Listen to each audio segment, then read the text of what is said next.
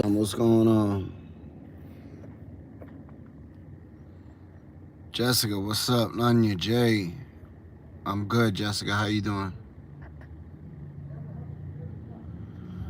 Barn, Tina, what's up, y'all? How's everybody doing? Haley, Danielle, what's going on, y'all? So good morning. Sean, I'll probably be out for maybe about another hour. Then I gotta head home. I've been out here since like 7:30. I got up early today and started getting to it.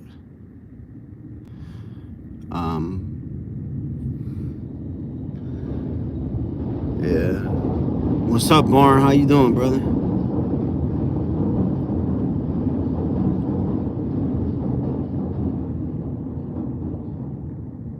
All right, Sean.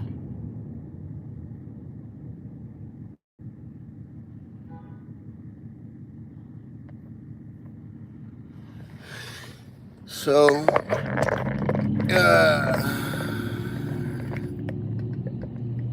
Noodles, what's up? You could tell it's gonna be yesterday was quiet. It's gonna be a hectic morning today. Or a hectic day actually, because it's already, you know, I could tell just, you know. Oh yeah, there's people all over the place laying down on the floor, unfortunately. Everywhere. You know, I'm surprised more people don't get hit by cars just because of the way they be, you know, literally laying on the curb, but you know, they're sitting on their butts on the curb, but their chest is on the floor, if that makes any sense, because they're bent straight over. You know, absolutely, John. So I'm surprised more people don't get hit by cars and ran over and all that stuff, you know. And I'm sure they do, to be honest with you. Some people I'm sure don't go to the hospital, you know, and some people do. But you always see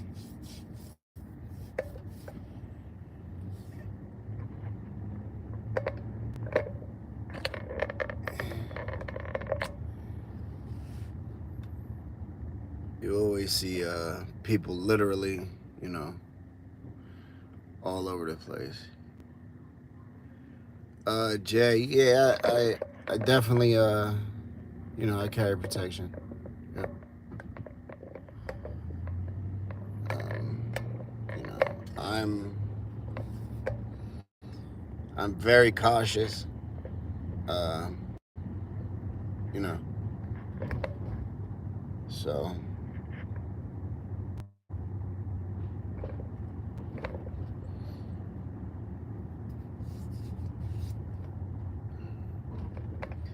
It's got one shoe on, one shoe off. You got a business coat on. And then you see the way that people are dressed, and you know, it's like everything is mismatched. So it's people just literally putting on whatever they can find. So look, they're cleaning up the park.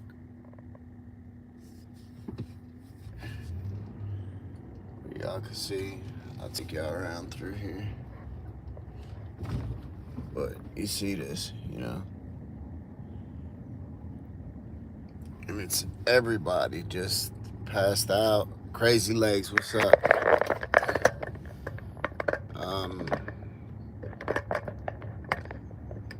You know, shit it's sad.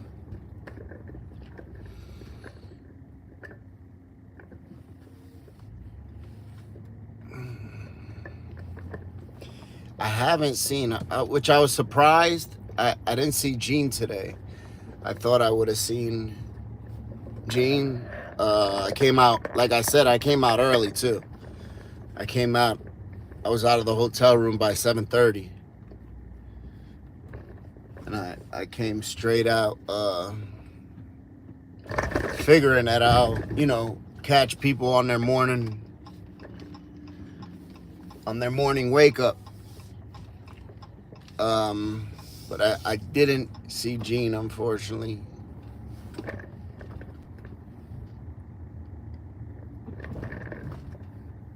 But I also know that he'd be on the move.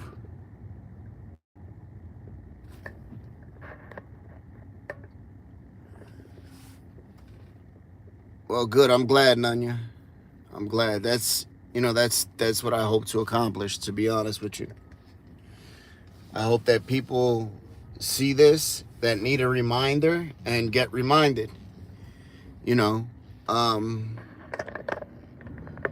And people see this and learn that addiction is a little bit more than just wanting to get high, wanting to use drugs. There's so much more to it than that. Which a lot of times, people don't see. They think that everybody's out here just wants to get high. When there's so much more to it. What's up, Steven?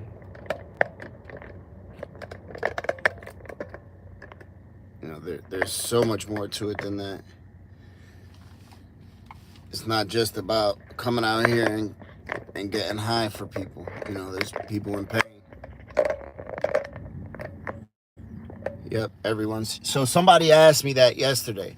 Somebody said, for you, is this a trigger, like people, places, and things? For me, it's not.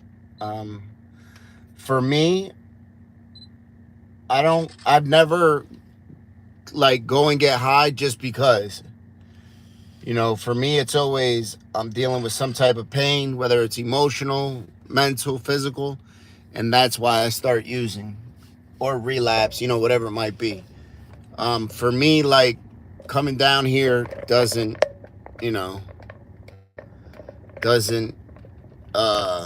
make me think about wanting to get high.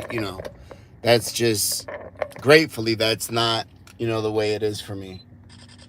I'm fully aware that there's a lot of people that is like that. Thankfully, this isn't, though. This isn't one for me, I don't think that I have a place that I would consider a trigger for me. You know what I mean? That's just not really the way my addiction works. I always get high because I don't know how to deal with my emotions. My emotions are tied to me getting high 110% of the time. Look.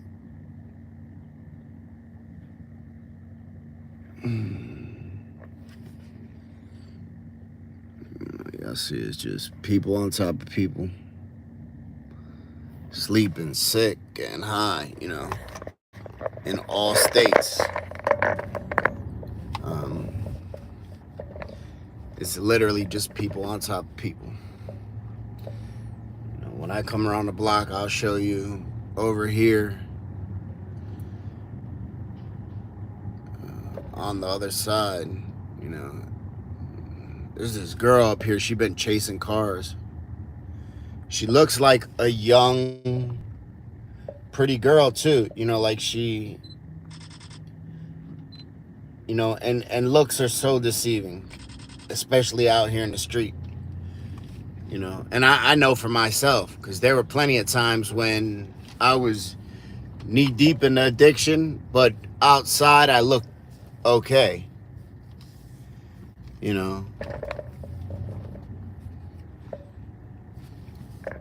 And then there's times that I look like shit that I'm fine. As a matter of fact, the other week, I just because of working so much, I look like hell.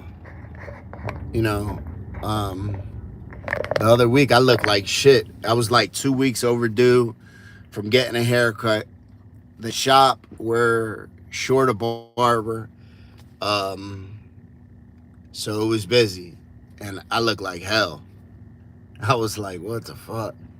Yes, Kensington is in Pennsylvania. It's in Philadelphia.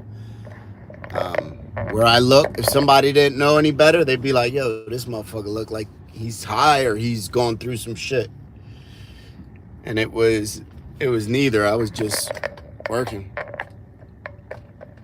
you know.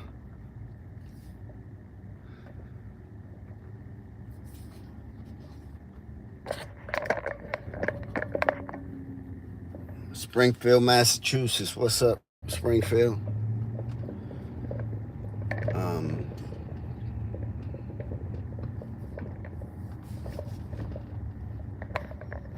Sweden. You know what I was thinking about doing? I was thinking about, let me know if you guys want to do this. Would y'all like to do, like me to do a live interview with y'all? Like, get somebody, interview them live, and y'all can ask some questions? Because I'm sure there's questions that you guys want to know that I don't ask. You know, so if y'all would like to, just hit yes. Say yes, and if I get, you know, a decent amount of yeses, I'll do it.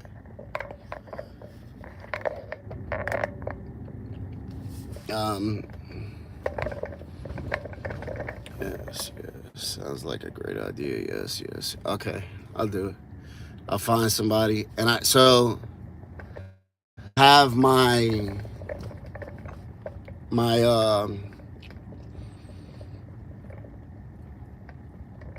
camera and stuff here, so I'll do it. I'll find somebody. Tell me, what, male or female? Male or female? So I'll give y'all exactly what y'all want. Male or female. Now watch other channels are gonna start doing this now. Do a dude, male. Oh, that's, damn, Haley. See, that's why I got you on here, Haley. I'll do one of each. I'll do a male and a female. That's why I fuck with you, Haley. That's exactly why I got you on here, girl. As you can see, Haley's the brains of the operation, obviously. Yeah. I'll do both. I'll do one of both. All right, so let me see.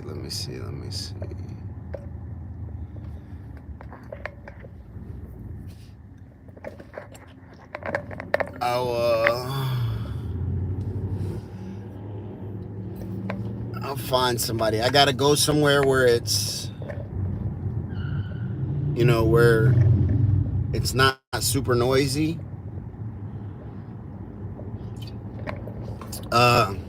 But I'll look. So let me show you these two guys here. They've been here all morning. Both of these guys. Look. So there's that one, and there's this one. This one, you know.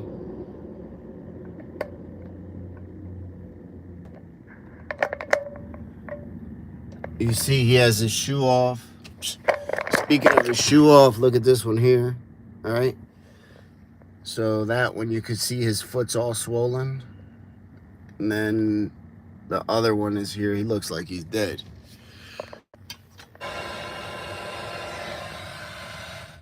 Can y'all hear me? Can y'all hear me? If y'all can't hear me, let me know, because I just unplugged it. I don't know if it was on Bluetooth or not. Okay, y'all can hear me. Hold on. Let me check on these guys.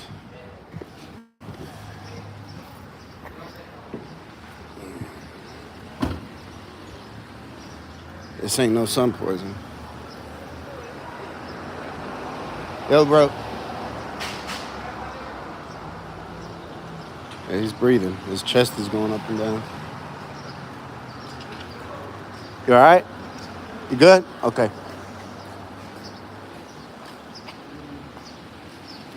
Good? All right. I just checking on you, brother.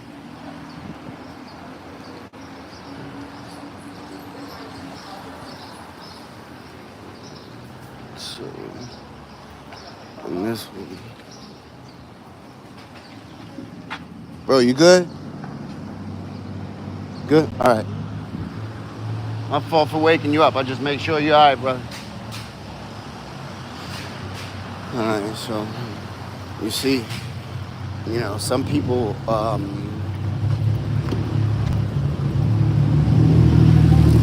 huh? Uh, hold on one second. What happened? I'm looking for somebody to interview real quick. I need $10. Well, wait for me right there. I'm gonna turn around. All right, so I found somebody to interview.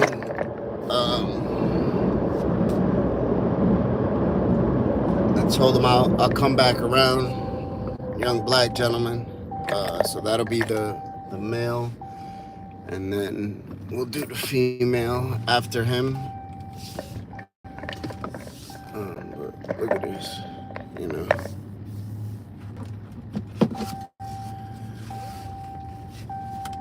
Audie, what's up?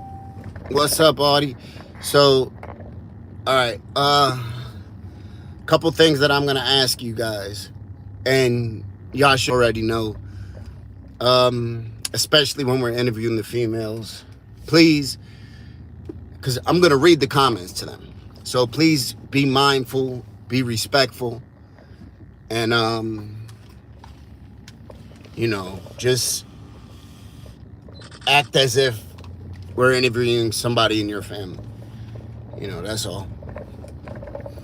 Especially with the females. So I don't like to ask them specifics when I ask them if they've been a victim, stuff like that. But I don't really like to get into specifics.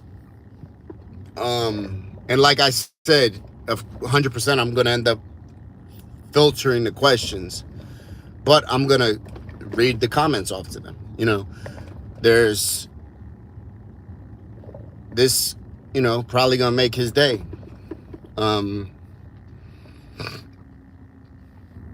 So, oh my God, look how young this girl is.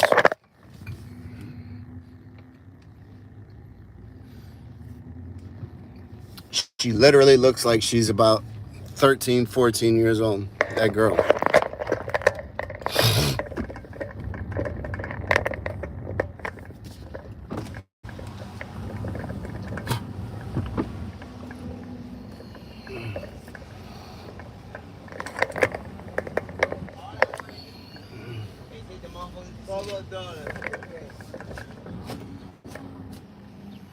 Look, here's the guy with the dog.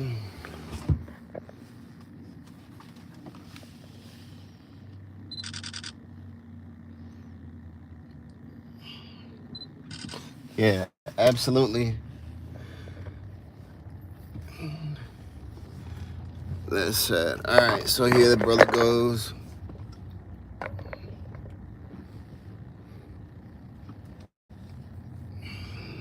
I'll,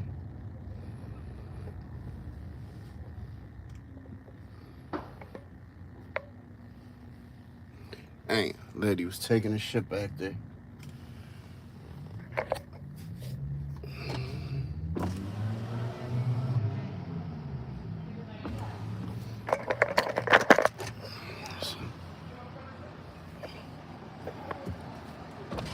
Come over to this side, brother.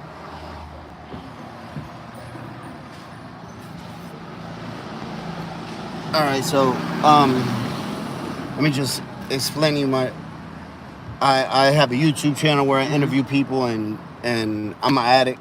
I'm just clean now. Okay. But I figured when you asked me what you asked me, I said, Yeah. I was looking for somebody to interview. There's viewers on here. I just want to let you know before, Okay. you know what I mean? That's all right? Yeah, it's cool. Okay. So what's your name, brother? Marcus. Marcus. How old are you? 31. 31. And where are you from? From Jersey, actually. Jersey? Mhm. What part of Jersey? From North Jersey. Okay. And how long have you been out here in Kensington? I've been out here for 4 years now. 4 years. 4 years. What brought you out here for the first time?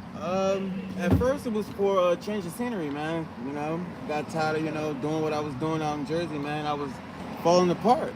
Okay. You know, I couldn't stop. I had enablers. Yeah. Okay, so you already experienced addiction prior to coming out here? Yeah. So now, when you change of scenery, did you come to Kensington or you just come to Philly? I came to Philly. Okay. Not to Kensington. No, I came to Philly to change my life. Yeah. You know, to get away from, what I was used to. Yep. And it worked for a little bit. It worked, and it's still working now because there's certain things I won't revert back to. Okay. Like as far as my stability. Okay. My independence. Yeah. Those things I'm not willing to lose anymore. Yeah, you sound intelligent. Also, just speaking to you, you sound very intelligent. Thank you. It gets harder every time to rebuild. Every time you lose. Man, listen, I was having a conversation like 2 days ago with somebody in recovery, and we were saying how every time that we experience a relapse, it's so much harder to get back on your feet. So much harder. And just physically, not to mention all the shame, all the guilt, all the family that's like, yo, last time was the last time, I'm done. Yup. You have children? I have a son. How old? My son is 10 years old. Okay. 10 years old, man. I haven't seen him since he was 2. Oh, wow. Yeah. How does that affect you, being a father and not having a relationship, or does it affect you? It affects me. Yeah. It affects me tremendously. Okay. Because knowing that I wasn't at the time able to fulfill my fatherly duties. Yeah. And and with so much time that has passed, and I'm still not there yet. Yeah. That's the kicker. Yeah. That's what's keeping me. I guess I don't know how to put it, because it's not that it's not that I don't want to be there. It's just that right now I just know that in my mind, as much as I want to be there, Yeah. I can't be present. Gotcha. Because I'm no good to him. Yeah. I understand that also. Being an addict, where, let me just let this train pass. Being an addict, sometimes the best thing we could do is step away from people. Exactly. To keep from hurting them. I'm gonna take a couple questions here. So what made you first start using, and how old were you? That's from Gail. Okay, so I was 19. Okay. When I first started using. And what were you using at that time? At that time, I tried my first, I've tried heroin and crack cocaine at the same time. All right. That was my first experience. What made you get to that point? It was curiosity, and knowing what it did to my father, knowing what it did to my mom. Yeah. It's still was something in your mind. Something in my mind that I wanted to experience, and that's insanity in itself. Yeah, absolutely. We see what it does, and still. Yeah, exactly. So it's crazy how the human mind works. Yep. Because we sabotage ourselves in so many ways, and we don't even realize it. Yeah, I agree.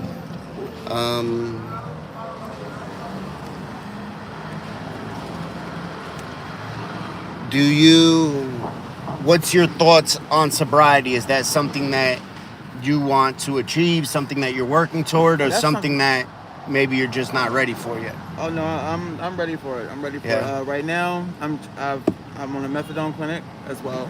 Okay. So I'm transitioning.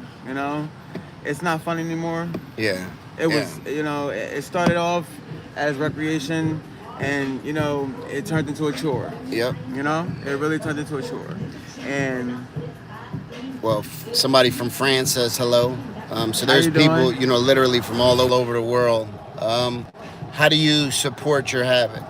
Well, I'm a working man. Okay. You know, I'm a working man. What type of work do you do? Well, I do security, Okay. and I'm also skilled in clerical, receptionist, administrative assistant. Yeah.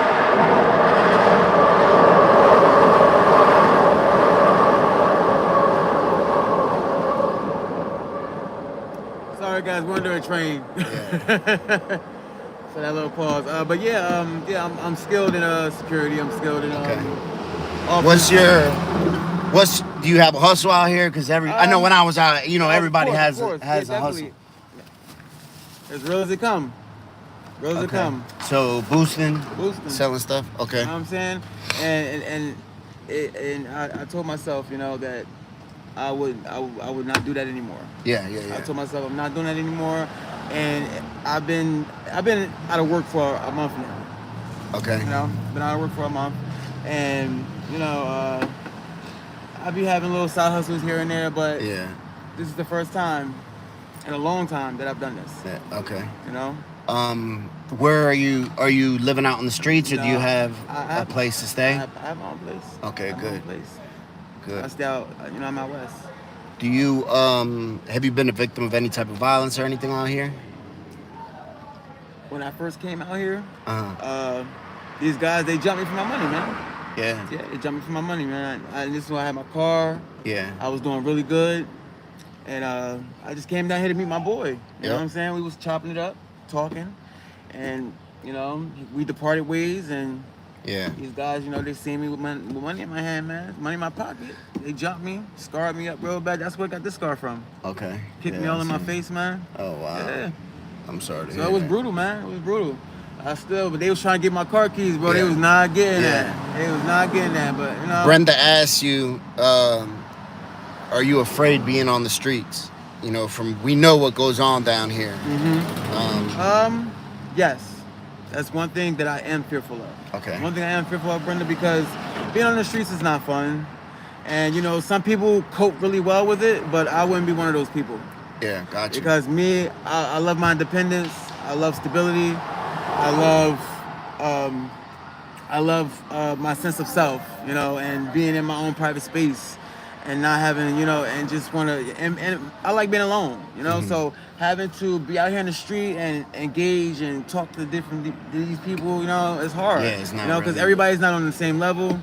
Everybody's not mentally stable. Yep. And you never know what you're going to get out here. So I fear of homelessness. Yeah. So, you know.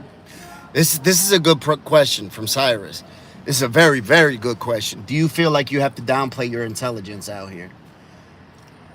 So let me just say, because I know even at times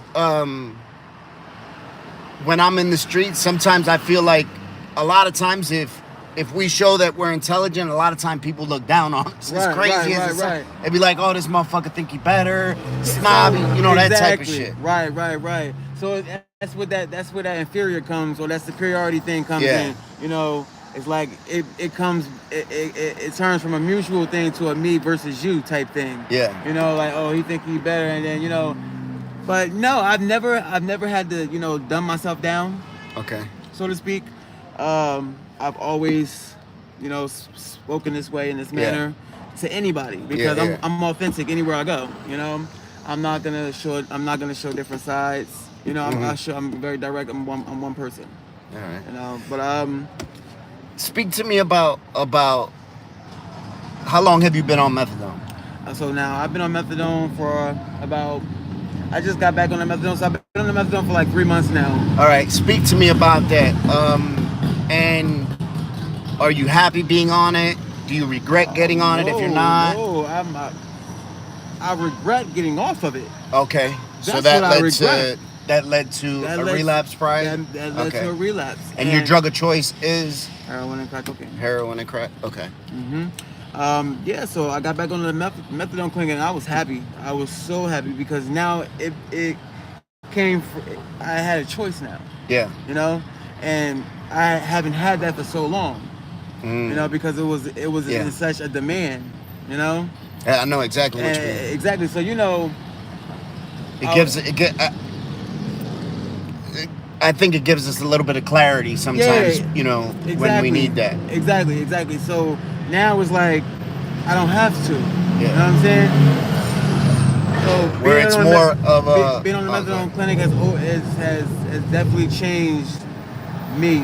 Yeah. So far, you know, because I don't have to be out here every day.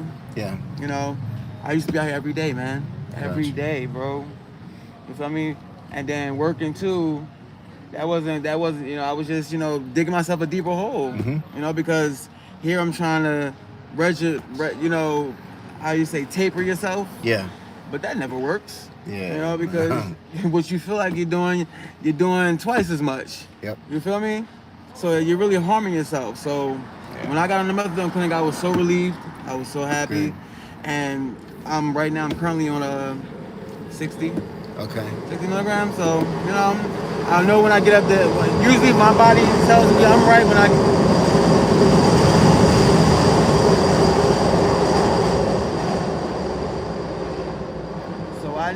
So I know now, like, you know, when I get to 80, I'll be fine. Yeah. I'll be fine. I won't have to, you know, succumb myself to coming down here. I won't have to, you know, be in this environment. You know, I can just stay in my lane, you know, stay in my own private space and just live life like a, you know, like a regular citizen, man. You know, that's what we all really want. Yeah. You know, we just want to be, you know, regular people, man. Do you have any I have no questions for me or anything? Yeah, I got some questions for you, man. So, how were you able to once you made the decision to say, you know what, that's it, man. Yeah. I'm tired. I'm done. You know, saying I'm tired of harming myself. I'm tired of hurting myself. How did you maintain that sobriety, brother? So I got on Vivitrol for the first 6 months I was clean. I got on Vivitrol. And then once I had a little bit of a foundation and I felt like I gained sort of that, like what you were saying, that choice factor back, I said, all right, I'm going to get off it. And, you know, because I didn't want to be on the shot any longer. So I said, I'm going to get off it and see what happens. Right. I communicated with everybody around, my wife, my sponsor, you know, friends, to be like, yo, if you see me slipping, please pull my coat. Don't let me fuck up. That's right. Absolutely. And I just put my mind to it, and I said, you know, there is no going back again. I just can't do it, you know. But okay, so I guess meetings. I was in. Listen, when I first got clean, my first year, I was in meetings damn near every single day, working, my family, working out, you know, hobbies. I kept myself very busy. Right. I went to therapy. That was one of the biggest things for me that I needed to address was therapy. Right. Because I had a lot of trauma. I was always the type to get high because I was hurting. Yeah. You know, it was never get high to have fun. You know, that it was always get high because I'm hurting, whether emotionally or physically. Right. When I went to therapy, that was the first time I ever did anything like that. And without going to therapy, I wouldn't be clean now. And my relationship with God. Right. You know, I got out of my own way and realized that I'll be arrogant and foolish to think that everything that I've been through and survived happened just because I'm a good person or just because, you know, because I'm lucky. That's not it. It's not the case, you know, because these people out here dying every day, man. Yep. You know, exactly. From making that bad choice. Yep. And going back and reverting back. So, yeah, man, I mean, I guess I'm losing my train of thought. That's another thing. That's another thing, man. Do you have a support system? I got a really good support system right now. I'm in a relationship, and that's another thing too. Okay.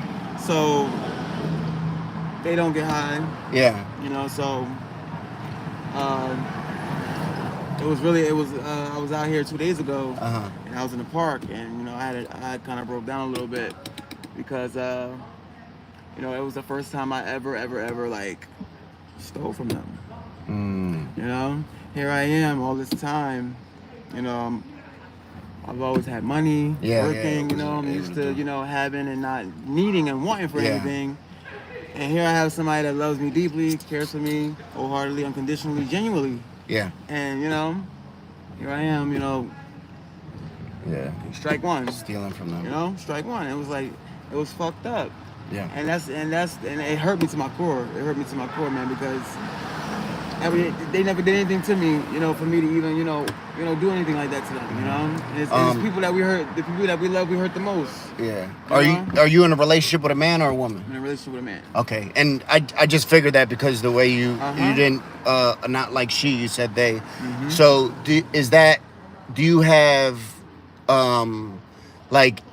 do you feel the need to hide that from anybody or something? Are you open with your sexuality? I'm open with my sexuality. Okay, good. But I don't go announcing it. Broadcasting it. I think like any, I'm married. I'm into women, but I don't fucking go screaming around. Right. I'm into women. Exactly. Yeah, so I know exactly what it falls in those lines. But as far as the relationship with him, like I kept it completely honest. Honesty is the best policy. I told him my situation. I told him exactly what he was up against. Yep. And, he said, you know what? None of that matters to me. Only thing that matters to me is that I love you. And I know you can do this. I know you can change. I've seen what you can do when you at your best. Yeah. So I'm going to take you at your words. And I'm going to help you rebuild yourself. So let me tell you something about that. And this is what I think about with my wife. When people do that, when they accept us at our worst, they're investing in us. Mm-hmm. They believe in us, number one. So they're investing in us. They're investing their time, their energy, and their love. Right. The least we can do is give them a return on their investment and be good to them, be true to them, and live up to our potential. Because that's essentially what they're doing. It's I look at it almost like in a business sense where if I believe in my kid that wants to do something and he got a little hustle, I'm gonna tell him, okay, I'm gonna buy you some candy bars and you flip them. That's right. And that's sort of the way we have to look at it. Give that man a return on his investment. Exactly. And that's why it hurt me so bad, when I did the act. Yeah, because I'm sure. It's like, come on, man, like there was no reason for broken trust like that. There was no reason to break that trust like that, Yep. And even though it was a one-time thing, I can't stop him from thinking in his.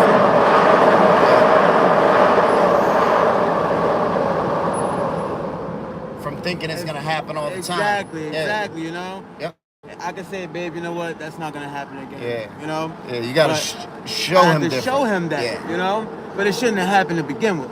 Yep, you're right. You know what I'm saying? But you're right. Those are, those are things that come with addiction, man. Yeah. Unfortunately, we hurt the ones that we love the most. And it's not intentional. Yeah, it's never intentional. I believe that. Never anything I do, it's if it comes down to hurt, hurting my loved ones, it's never intentional. Yeah. I don't want to hurt people. Period. Yeah, I agree. But well, yeah, bro. He's right now. He's by my side. Like you said, it's an investment, and right now, I feel like I'm getting better at it. I'm getting better, but I still got a lot of things to work on. And I think I always try to keep in mind is progress, not perfection. Right. I always try to strive for progress, just to be a little bit better at everything I do in my life, instead of seeking perfection. Just progress, progress. That's all. Exactly. I thank you for your time, though, brother. I thank you very much. No problem. Anybody want to say anything before we get out of here? The channel's called Morals Over Money on YouTube. Okay. You can look it up. You'll find that they're saying God bless you. Thank you. A lot of them proud of you. Thank you. There's a lot of support. Mm-hmm. This is a support system. To keep it 100 with you. Right. This is definitely a support system. And it's so great because we isolate so much. Yeah. And I've done it. Yep. I've done it. That's why I try so hard, to keep engaging with people, keep talking to people, because I know that if I stop talking, and I just stay quiet. Yeah, that's where we get in trouble. We implode. Yep. Everybody on here is saying, positive. God bless you. You got this. Appreciate you. Respect. Good luck. Wishing you the best.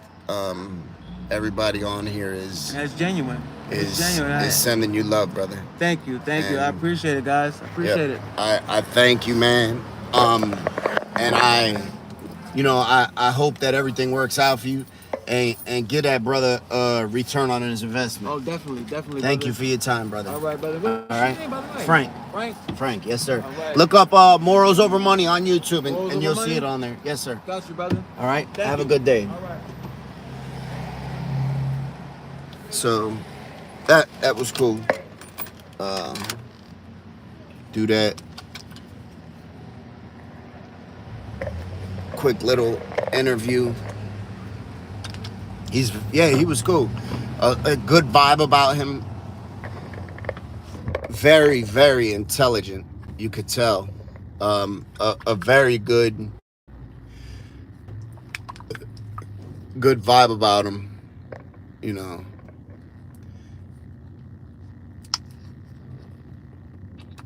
Joe Joyce. What's up, Joe Joyce? How you doing, brother? Joe and Joyce, maybe? Or Joe Joyce. Either way. Joe, what's up? Joyce, what's up? Joe Joyce, what's up? So that brother, I think those of us that are in recovery know, with each slip up we make and we get to certain points where we start realizing stuff, right? And realizing, all right, I got to do this, I got to do that. It seems like he has all the knowledge. Now we just have to put it into effect, right? Put it into practice. The knowledge, I think, is the easy thing to obtain or to acquire, is the knowledge, right? Sunshine, congratulations. Congratulations, Sunshine. 13 years today. Let's go. So it's one thing to know how to do something. It's another thing to actually do that something. You know what I mean? Hopefully he does exactly what he needs to do. And,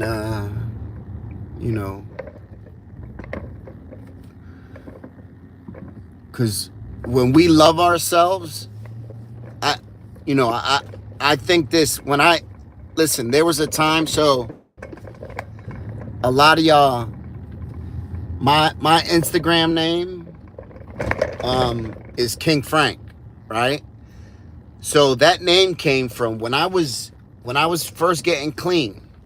I used to tell myself every single morning when I woke up and every single night when I brushed my teeth in the mirror, I would tell myself, you're a king, you're a beast, you're a king,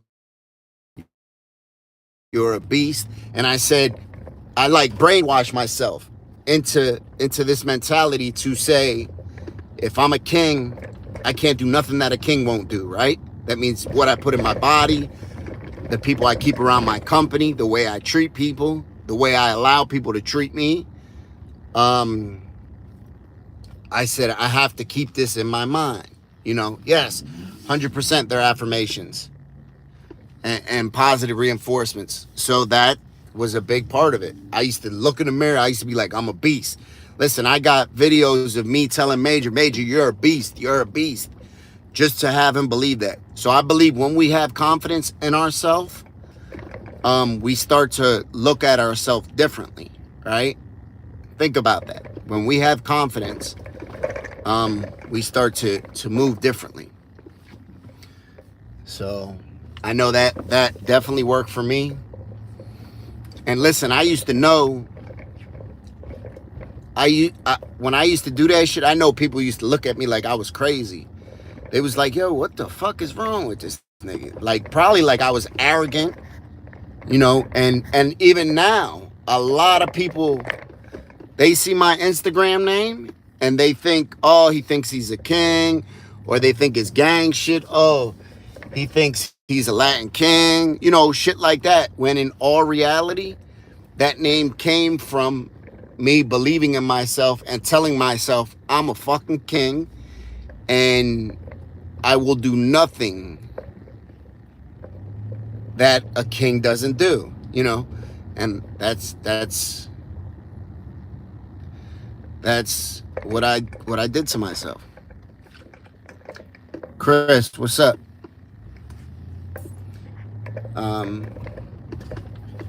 You know, and everybody has something different that they do, you know, that just happened to be mine.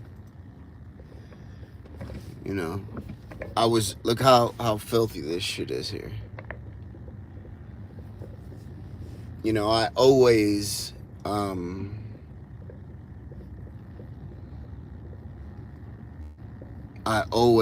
was big on telling myself, you know, giving myself positive affirmations and hyping myself up, you know. I remember when I was young and I was ripping and running in the streets, I used to, you know, you couldn't tell me nothing. My confidence was on 1,000. Brenda, a lot of times, I don't know how many, but a whole lot, I try to get clean for years and years. You know, years and years. Very few of us get clean, you know,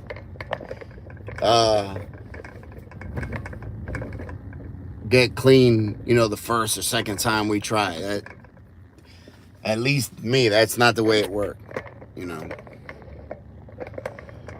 But I believe in, you know, the way they say that you can break people down with your words, you know, like a woman, you can tell her, you know, you can verbally abuse a woman into believing that she's not worth anything. You know how people do that? Guys, fucking weirdos do that shit. I believe you can also, you know, when I met Rachel, that was one thing that I always try to do with her, is to tell her, you know, nah, you's a fucking queen. You are a queen. Don't let nobody treat you any differently. Me, the fucking kids, anybody, you know, because her confidence wasn't the greatest because of her past relationship, you know, where her baby father always told her, oh, you know, you ain't gonna be shit, you know, blah, blah, blah, blah. So I used to tell her, man, fuck that. You's a fucking queen. You are a princess. You are smart. You know, we do that every morning with Major. Every single morning. When we drop Major off to school, it's you are smart. You are handsome. You can do anything. You're brave every single morning. Every single morning. Yes.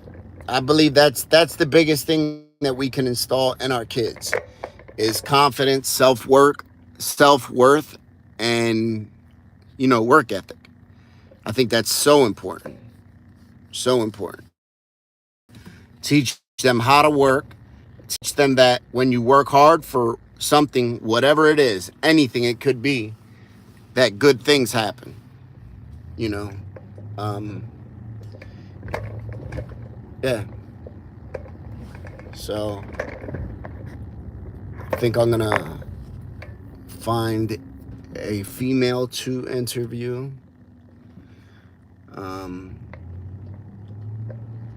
Yes, I take vitamins.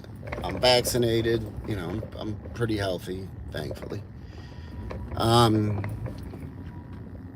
So the women,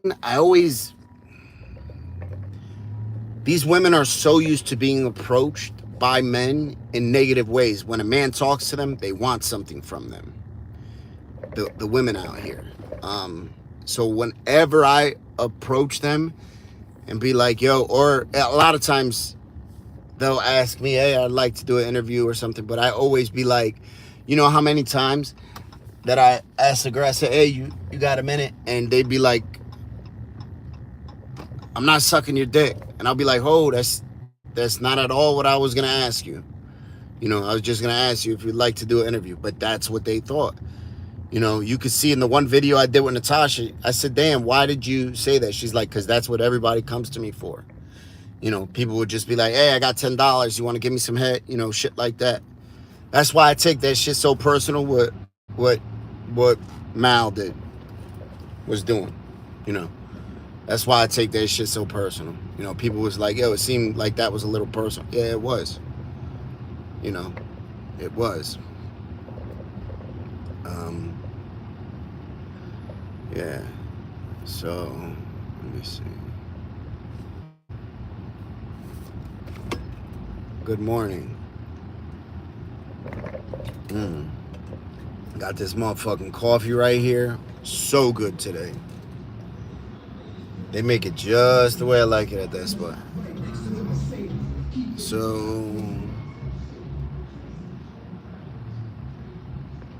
it goes on way too much down here, unfortunately. You know, and then I seen a comment somebody sent me where somebody he said, no, it wasn't me, it was some other guy named Mal that they arrested. No, that's not what I was talking about. You know, the person they arrested was beating people up, random people on the streets. I know very clearly what I was talking about, you know.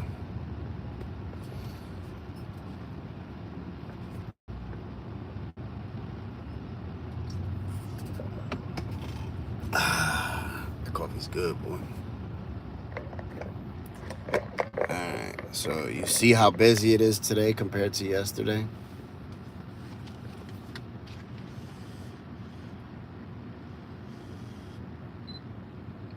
It's so busy compared to yesterday.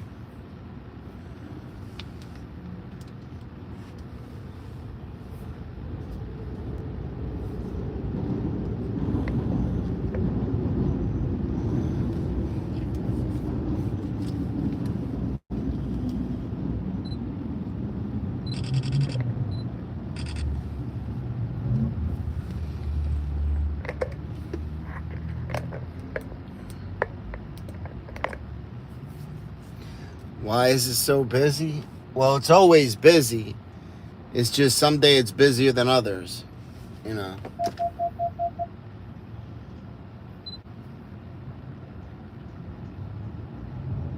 Yeah, it's just some days busier than others. That's all.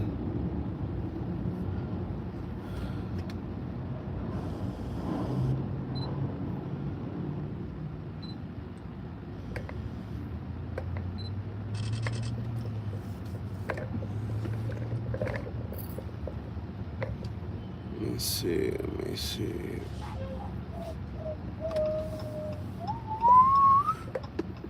From Illinois. What's up, Illinois?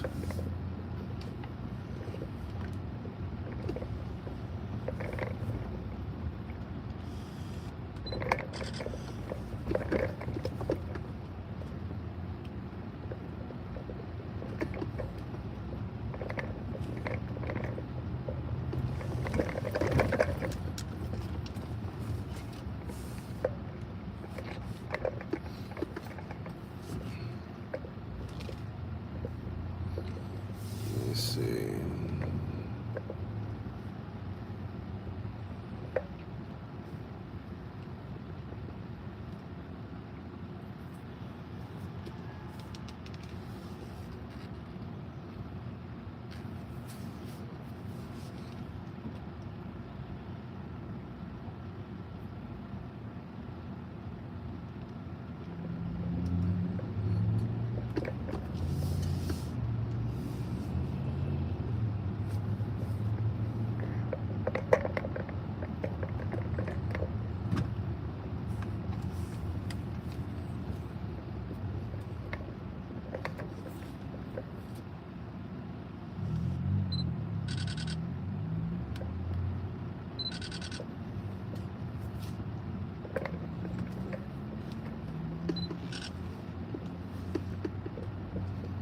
Let's see.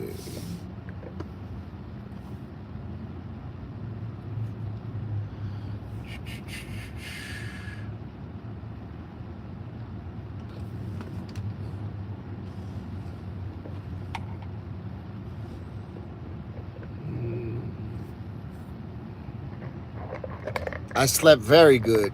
Thank you, Kristana. Man, listen, I slept good.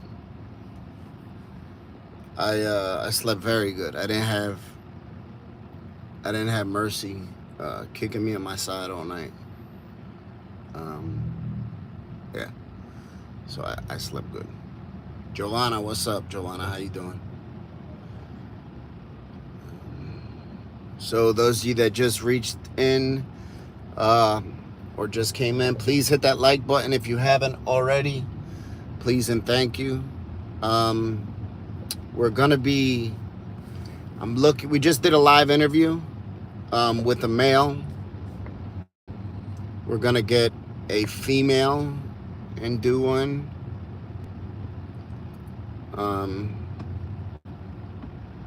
Just sort of looking for a female to do an interview with.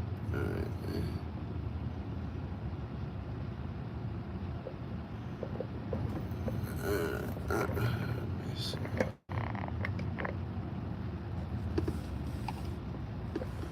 Let me see over here. I see some.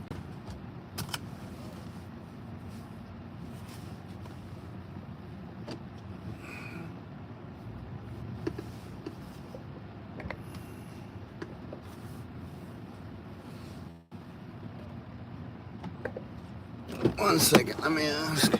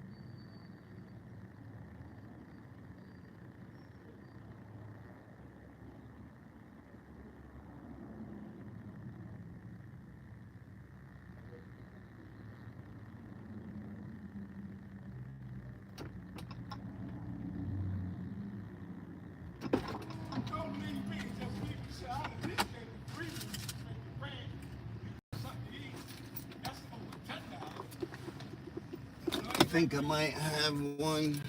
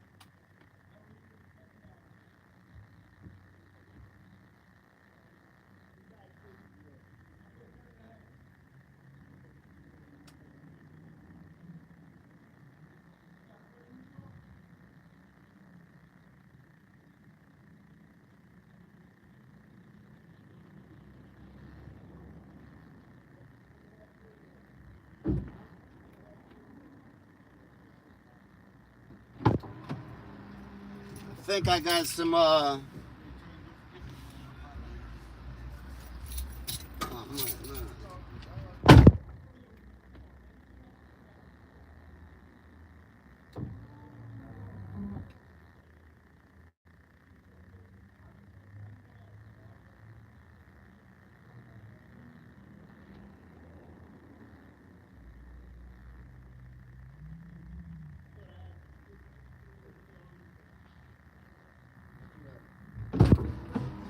No, I had some.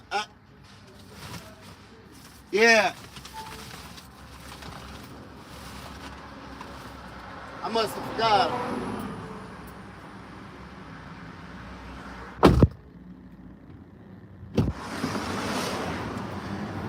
Alright, hold on.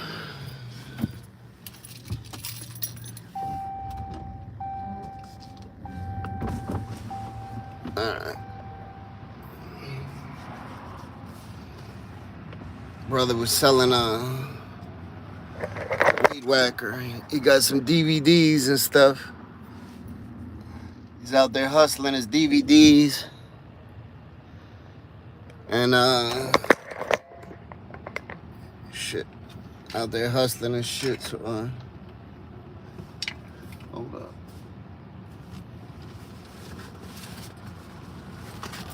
I need to plug my phone in.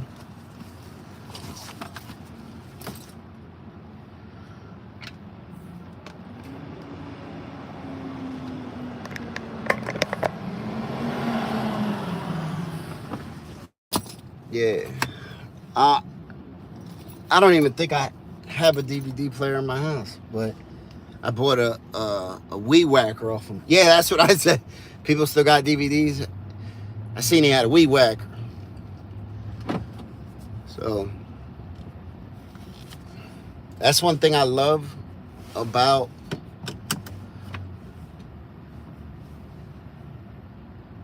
the cities is everybody's hustling. Everybody.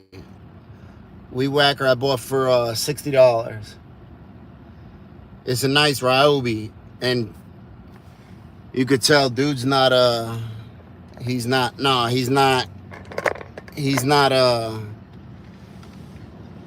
wasn't an addict. He's just hustling.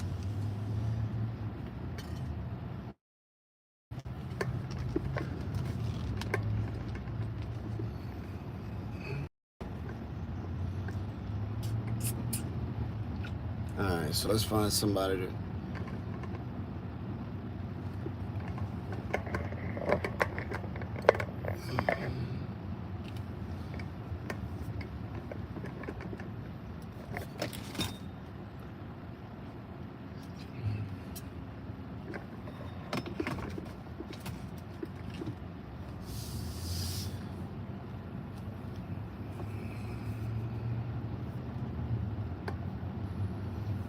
I didn't even know that DVDs were still a hustle, man.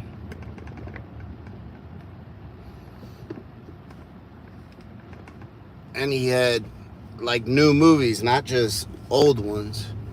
Somebody must be buying. Marlita, what's up, Marlita? Somebody must be buying them, because he got brand new movies. So somebody buying them bitches.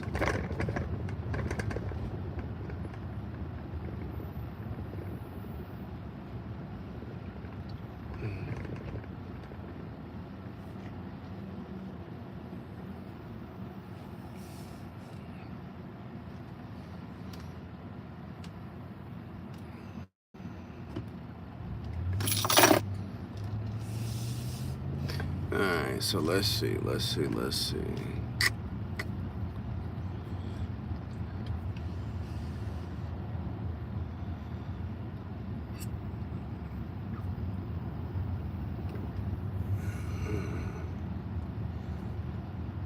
So up here by the train stop, there's always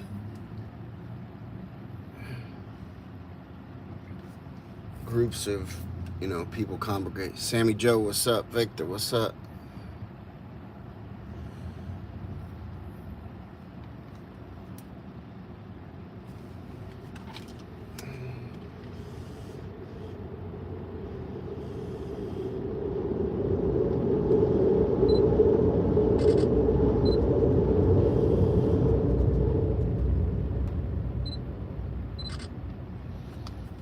So, Will...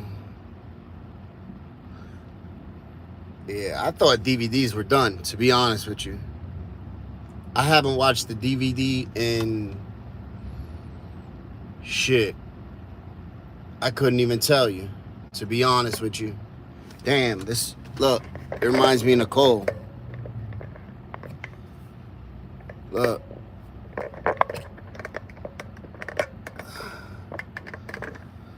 Hey.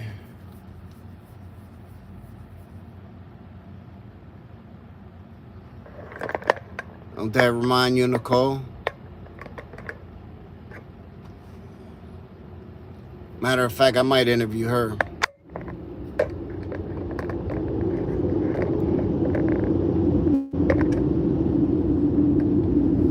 She walked past.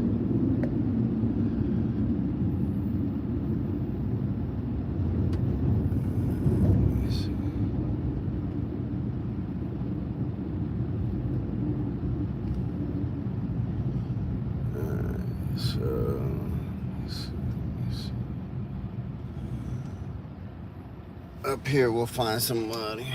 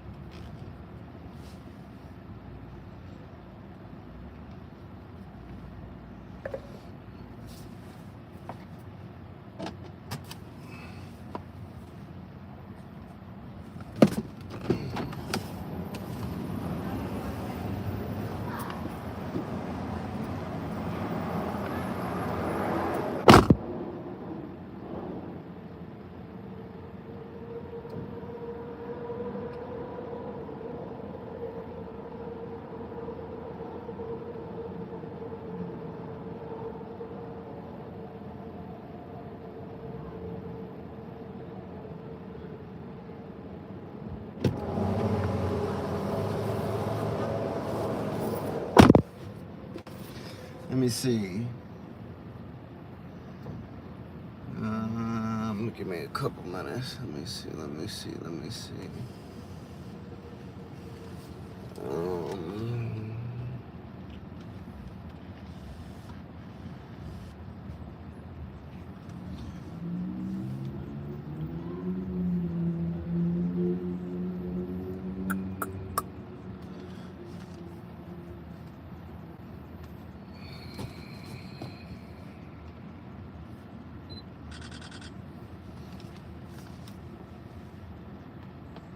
Hey, she got a good haircut. She got a good ass barber. Say that.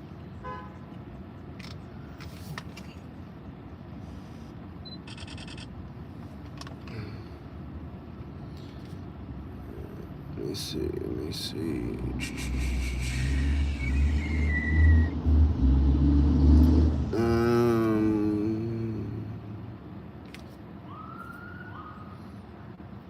Look at the cops.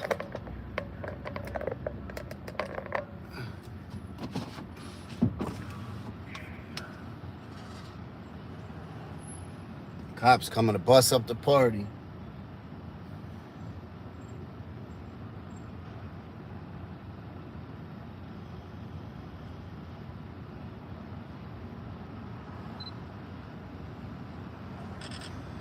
So, I have a feeling they're just gonna go around and tell people,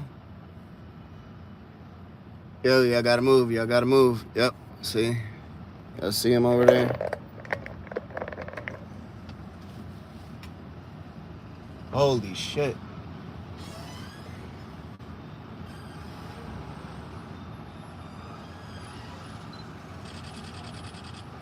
Yo, she looked dead in that motherfucker. Look at this shit.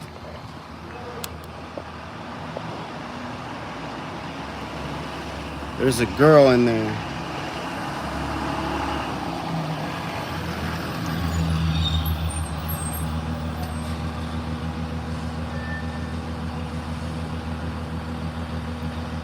So hold on. There's a lady sitting in that chair. She 100% looked like she was dead. Let me see.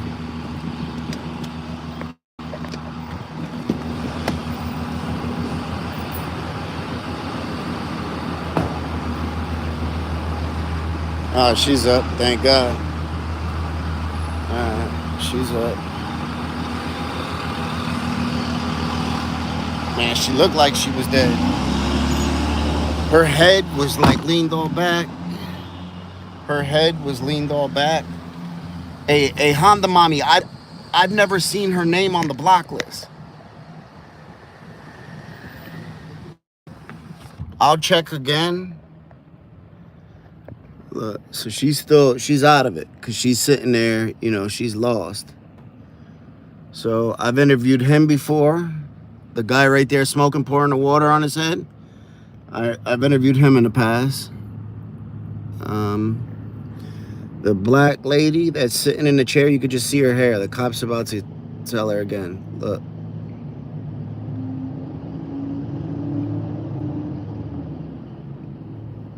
So the cop just told her, yo, you got to get up and move.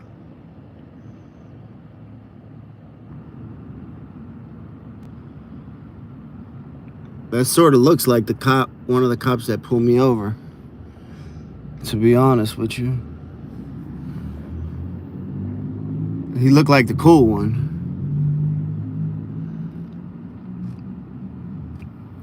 He looks like a cop that, you know, been on the force for a while, don't really bother people. Like he got his time in. You know what I mean? He don't look like he really bothered motherfuckers too much, but you know, looks are deceiving.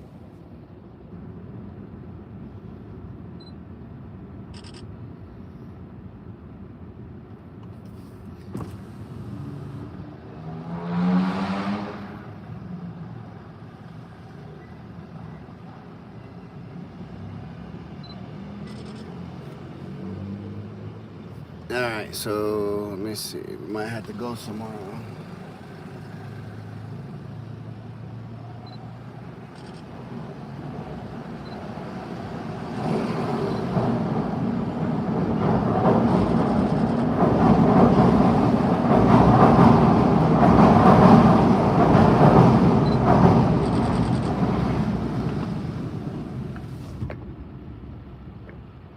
Maureen, how you doing? All right, so let's move up. See if we find someplace else. Oh shit! There's all these cops behind me.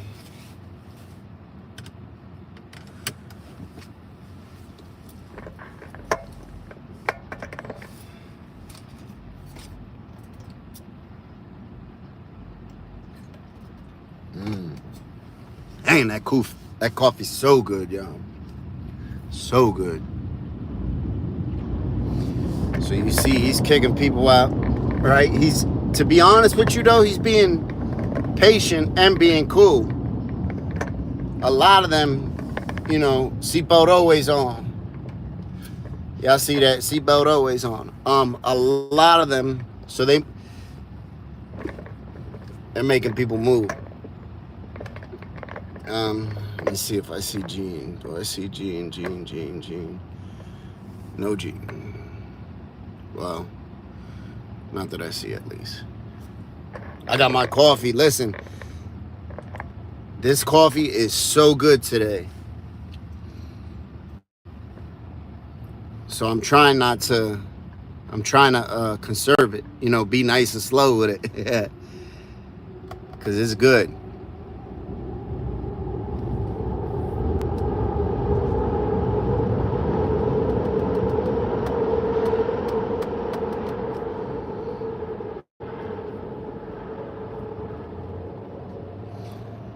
All right, so let's go up here.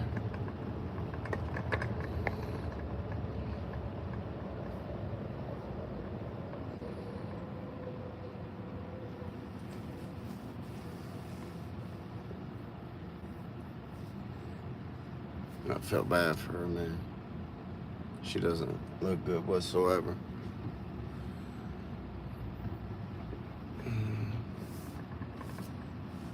Let me see something. Give me 1 second, y'all. Let me ask them.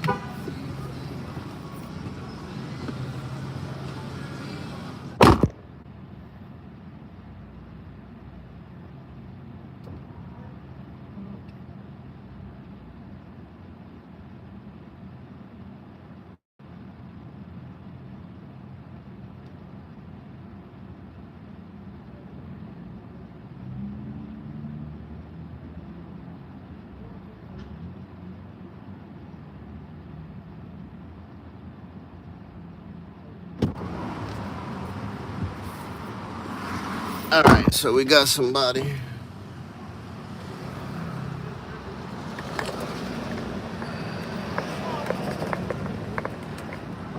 All right, so I'm right here. All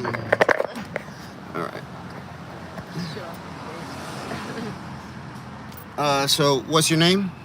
Tina. Tina. And how old are you, Tina? I'm 41. 41. Where are you from? Originally Bucks County. Okay. Been down here. I've been in Kensington probably like 4 years now. Okay. How was your childhood like growing up? Normal. I mean, for the most part, like working class. I'm the oldest of 8.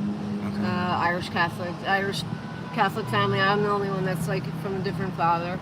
Gotcha. Were you shown? Do you think you were treated or any differently being from a different father? No. Okay. Like it was pretty normal. I mean, they got divorced and whatnot. Yeah. And like there was definitely addiction in my family. My mom is takes pills. Okay. My dad was an alcoholic, but he quit. Were they both like functioning addicts and stuff? Yeah, Still absolutely. kept the job and all that stuff? Yeah. We lived in a big house, in Bucks County, and what did they do job wise? My dad was a landscaper, and my mom, she did lots of stuff, waitressing, bartending, got a real estate license, between having lots of kids, she was in and out of work. Got you. But and I was very functioning up until probably about 35. Okay. I got hooked on oxys. What happened? I got my tits done, and I got hooked on. So hold on, I'm sorry to laugh. It's just the way you presented it. You was like, all right, so you got a breast, you got your breast done, and then got hooked on pain pills. Yep. Oh my God. Yeah. Were you dancing or anything at the time, or did you just get them done I was a stripper when I was from like 18 to 22 to put myself through college. Okay. And when I was done doing college, I quit. I got a job at a law office. I ended up working for Bucks County Bar Association as their marketing director. Oh, wow. I went into interior design. I got my financial advisor's license. I got married. I was living in like a big brick colonial house in right on the river in Hunterdon County, New Jersey. Wow. Yeah, very expensive place. How was your marriage? Was it a good marriage or bad marriage? He was a good guy, but we were good friends, but we both had addiction. Okay. Gotcha. Problems. We started with alcohol, and then he was the one that introduced me to oxys. Not that I'm blaming him in any way, Yeah. He just. And he had a great job. I mean, between the two of us, we were making almost $220,000 a year. He was operating engineer. Okay. In union, and kids? No kids. I don't know what the deal is. If it's me or it's probably me. I don't think I can. Okay, you never had kids, right? Because we tried for a while. Yeah. So. Have you ever been the victim of any type of violence, domestic abuse, or sexual abuse, anything like that? Yeah. Yeah. I've had the boyfriend with that was mentally abusive, one that was emotionally abusive, and one that was physically abusive, and then I just got out of a relationship where the guy was all three and a cheater and a liar on top of it. So wow, I'm sorry to hear I'm that. a bad picker. I'm a bad picker. I think I'm always like trying to please my father in a way. Okay. I'm always looking for that, like, validation. Sorry. I just found out my man's cheating on me the other day. Oh, I'm sorry. He's right behind me. Michael. You know Michael. Yeah. So, with some woman who has money, so she can afford his habit. So, how did you end up finding out about this? About him? Yeah. It was, I mean, I'm really just, I wouldn't say stupid, but like I give people the benefit of the doubt, you know. A lot of times we want to see the good in people, you know. Yeah. I can see it. It hurts you, obviously. You know what I mean? I just didn't want it to be true, so I guess for a long time I just ignored, like, you know. And I mean, still even to this day, this morning he left with her last night, and he came to me just a couple of minutes ago, and he was like, I was here. Like, he was telling me I was just crazy. I was here. You weren't here because I was here. Yeah. But for months and months and months, he was just telling me I was crazy. He had everybody else convinced. They were calling me crazy. And then about a week ago, she came here. He got in the car with her and left with her in front of everybody. And so everybody saw it for themselves. And we were all like, our mouths were like... Yeah, just the confirmation. Yeah. Nobody ever thought I'd, including myself, even that he would do it. We've been together for like 4.5 years now. You've been together, and I'm sure throughout those 4.5 years, you've seen a lot of ups and downs. Well, that's what, when you live on the street with somebody, you literally live through life and death every day. Yes, exactly. There's a lot that goes through that when you're living through the that guy's ass. Yeah, I bet. I literally, you know, like I said, I know Michael more than you, but I know the both of you, and I, you know, I've never really seen him without seeing you, you know, and vice versa. Yeah, we've done a couple of interviews with you. Our bando. Yep. Yo, exactly. I watched that. So for those of you that don't know, this is the bando that we went through across from the Chinese restaurant. This was hers and Michael's. So yeah, that I watched that, and that shit. We look fucking crazy. Like, I'm like Mrs. Cleaver. Like, hi, come on in. It's like the scariest place ever. But yeah, it was a good one. Have you had any instances of violence down here where you've been the victim of, or? Yeah. So I used to trick. I think we did an interview about that. Both of us used to trick. Yeah. Well, I guess he considers himself tricking now, but whatever. Anyway, so I stopped tricking because I've been raped like 5 times now. But the last time was pretty brutal. The guy was strangling me, and to the point like where I was about to lose consciousness. And for whatever reason, my inner voice said to carry my mace with me while I was having sex with him. Yeah. I did, and that's how I got out of it. Thank God. But, God. Thank God. I mean, in an extreme, I guess, like, circumstances, if I have to get a date, I will. Yeah. But I for the most part, I sell clothes. That's what I'm doing now. Yeah. So. And how was that with you guys being in a relationship and both of you guys tricking? How, you know, did you guys speak about it first? Did you guys, you know, how? I was always honest about it. Always very, very honest about it, because I feel like that was the only way to go about it. You know what I mean? Like, if, you know, then he didn't have his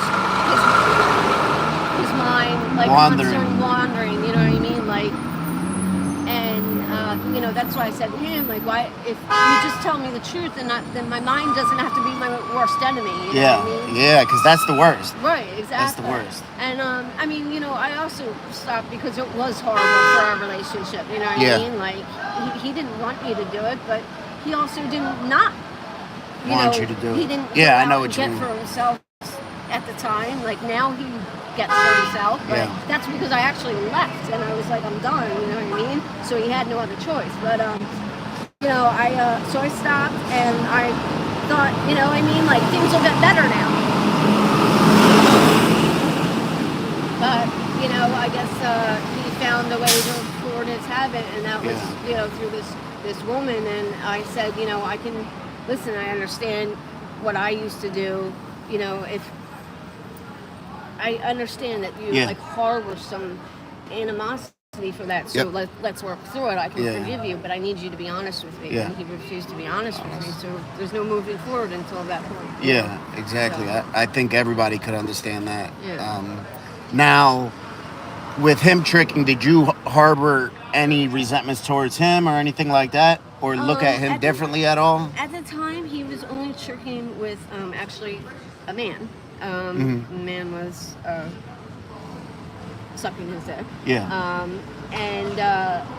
No, I didn't, because I knew what was going on. You know what I mean? I knew everything. I knew how much he was making, and he was bringing the money back to me too. You know what I mean? Whereas this has been going on for 6 months, and I haven't seen a penny, because he was telling me he he's in denial about it. Exactly. Gotcha. Oh, absolute denial.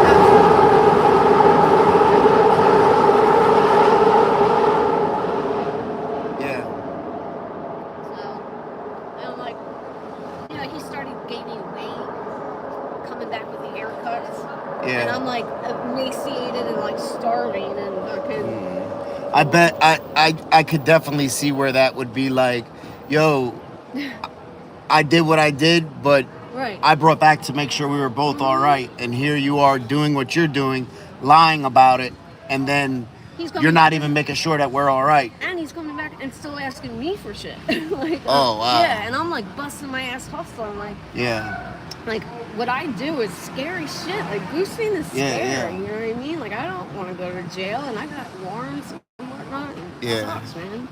Oh, wow. Yeah, so. Do you have any questions for me or anything? I don't know. Like, what I guess is like, is your, I guess, I mean, you do a lot of good things, a lot of good things down here, but what do you think, like, your focus, like, or what you're trying to achieve down here is? So when I first started, I was, like, I had in my head that, you know, people that I interact with or work with, you know, they're gonna want to get clean and stuff like that. And then I realized, all right, some people don't want to get clean. No. Some people are all right living like this. I don't. Yeah, see, so then I said, okay, now we can help to change the stigma of addiction. Right. Everybody thinks of us addicts as like the bottom of the barrel. You know, think they're gonna kill me, they're gonna rape me, they're gonna steal from me, which is true about a good percentage, you know, but that's also a good percentage of society that's true about. The majority of us are loving, caring people. Right. That we're not that. Sensitive people. Yeah, that's what I say all the time, where I think we care a lot more than normal people, and that's why we fuck up and hide our feelings and deal with stuff to, you know, mask our feelings. You know, that's what I think 100%. Yeah, when you say we're bottom,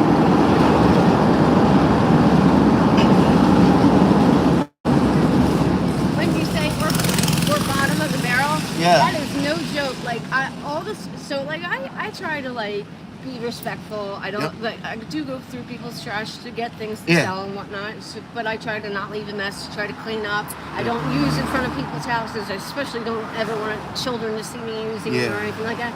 So a lot of times I get this attitude and screaming and disgust from people. They're looking at me like I'm vermin, and I'm not even using it. Like, I'm just trying to get by. Like, I'm just trying to survive. And they're treating me like I'm, like, literally a roach. Like, and it's disgusting. And I really think that, like, you know, there should be a lot of light brought down here. 100%. And most of the people that I talk to are not, they weren't fuck-ups all their life. Yeah, no. They have a story kind of like mine. Yeah, we all, you know, we all have a story. And the thing I think, too, is, like, so many people that sit there and judge, where, you know, we just sin differently. That's all it is. I'm clean, but I just sin differently. You know, I might spend money on shit. I might, you know, be selfish or have an attitude. You know, we just sin differently. That's all.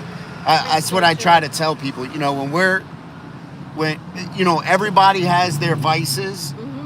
Some are drugs, some are sex, some are women, some are money.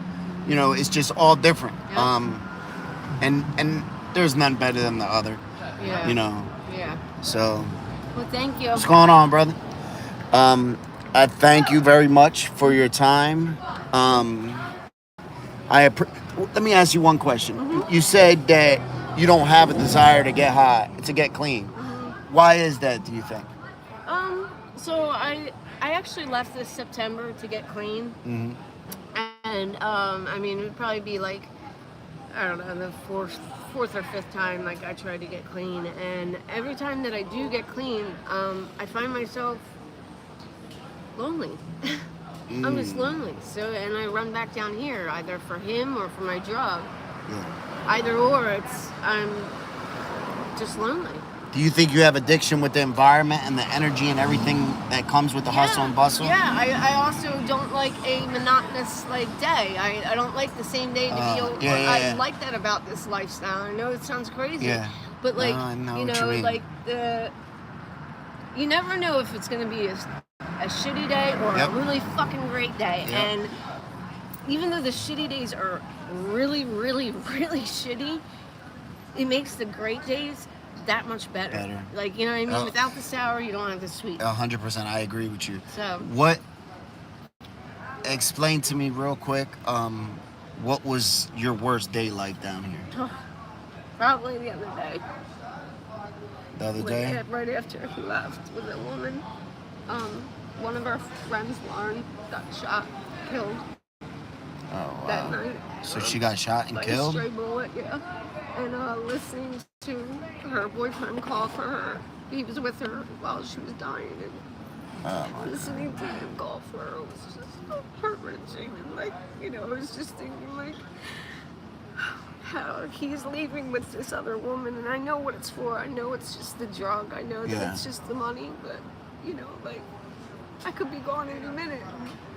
We wouldn't get that time together. So, you know, the next day after he left in front of everybody and embarrassed the shit out of me, and Lauren died, and I was so sick and nobody would help me get well, and I didn't have a bag until 4 p.m. or something. Didn't have nothing to drink or eat, or finally some dude from like Maryland helped me out, and I mean, he gave me a bag, and from there I hustled up some money and got on my own. But you know, that's the most fucked up part. It's like drugs used to be about like hanging out with each other and getting each other high, like the socializing part. Yeah, like now nobody like looks out for nobody. Like even your own friend, like my friend burned me for $2.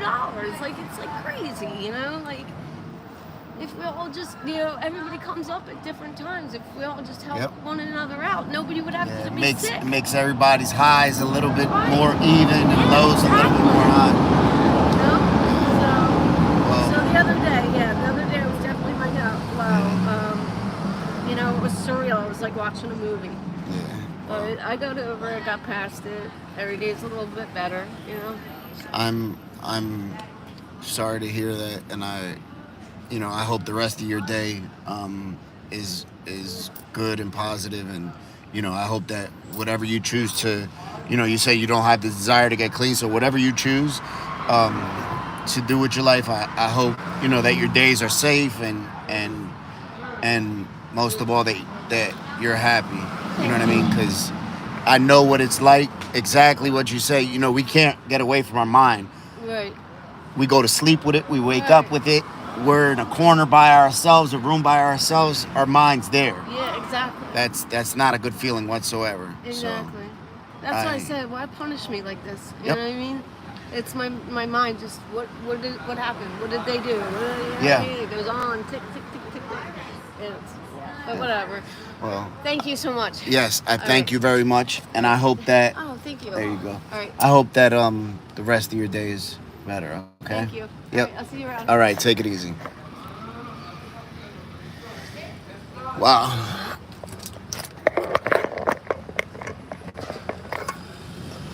You see, and I've done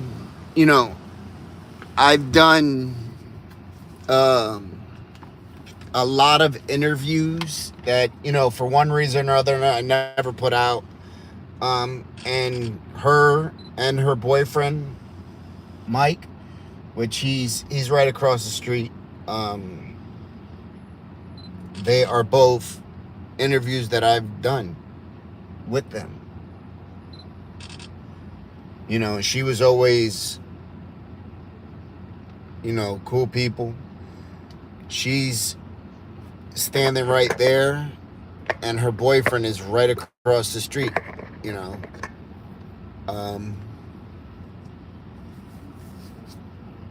You know, and you could hear she's heartbroken.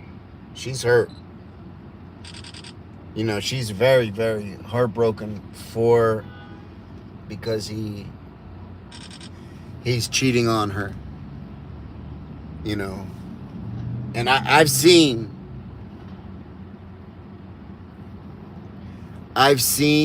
her, you know, do for him. I've seen that. You know, I've seen that with my own eyes. And usually that's the way it is around here, to be honest with you. When there's a guy and a girl and they're in a relationship getting high, 9 times out of 10, the girl is supporting. She said it was with a woman. So, you know.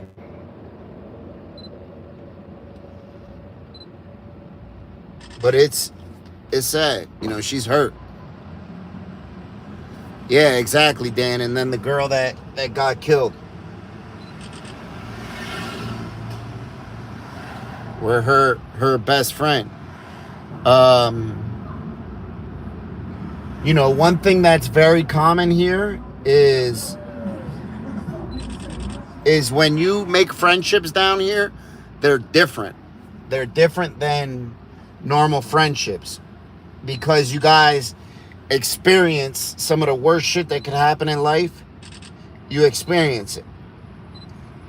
It's the same thing like going to jail. Yeah, she does, Faith. It's the same thing like going to jail, and the people you meet in jail, you become very close to them because, yes, exactly, Tommy. That's exactly what it is. That's you hit it right on the head, Tommy. The companionship. That's exactly what it is. The companionship is different when you're at certain spots in your life, you know. And you heard her say she doesn't have a desire to get clean. You know, she doesn't want to get clean. She don't have to get clean. You know, that's the way she wants to live her life. She's an adult. She doesn't have children. She has family that cares about her, I'm sure. But, you know, if she wants to get high, then, you know, by all means.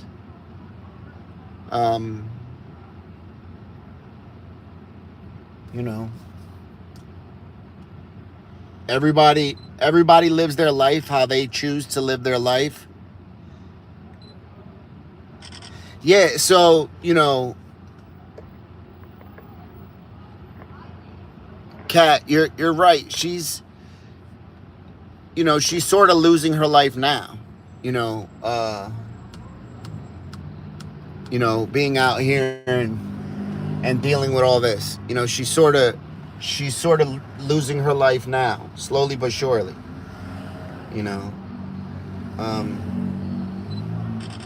but there's people for one reason or another that, you know, don't mind it. Just like there's people that like to be homeless.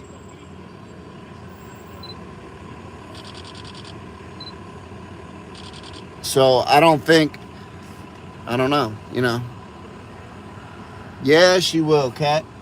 Listen, there's some damage that we do is irreversible. You know, some damage that we do can't be reversed. You know, so.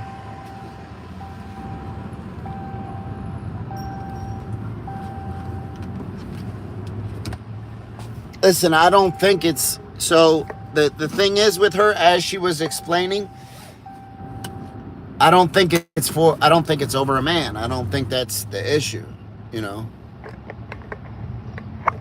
She was hurt over the betrayal. You know, I can understand that. I could definitely understand that. We've all experienced that. You know, there's nobody in this chat that hasn't experienced being betrayed, being hurt. The majority of the stores are closed down here.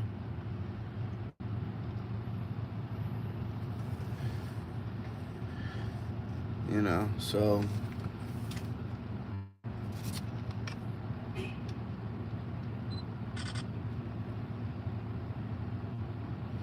yeah, I agree. I think she's accepted her life the way that it is.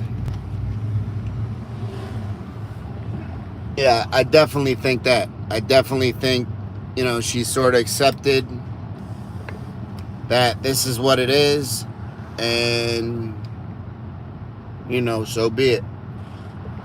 So, you know, that's what she wants to do. That's what she wants to do. Yeah, she sleeps in the streets. So her abandoned house is right here. Right there, that building we just passed on the left, that was her and Mike's abandon. They had an abandoned house, you know, with a hole in the roof, fireplace and shit, you know. So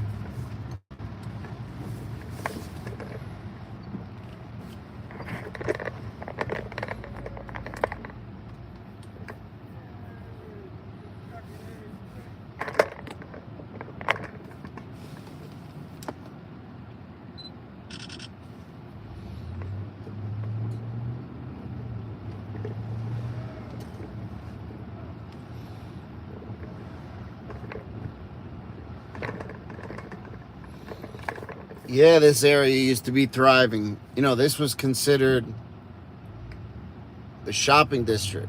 You know, people used to come down here and shop, and there was a lot of warehouses, a real working class neighborhood.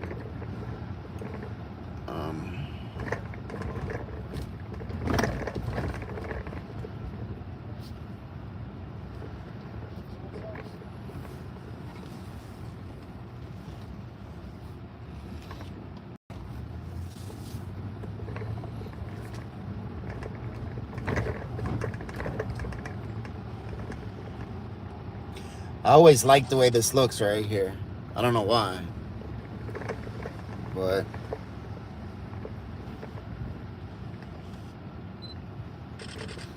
I always see they got catering shit out here.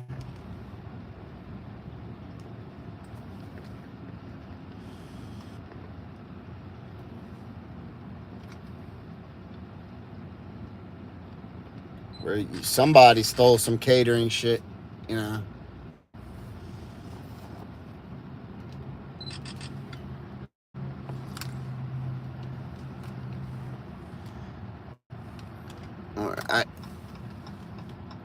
I shouldn't even assume that somebody stole it, because, you know, somebody could have brought it down here and gave it to them, to be honest.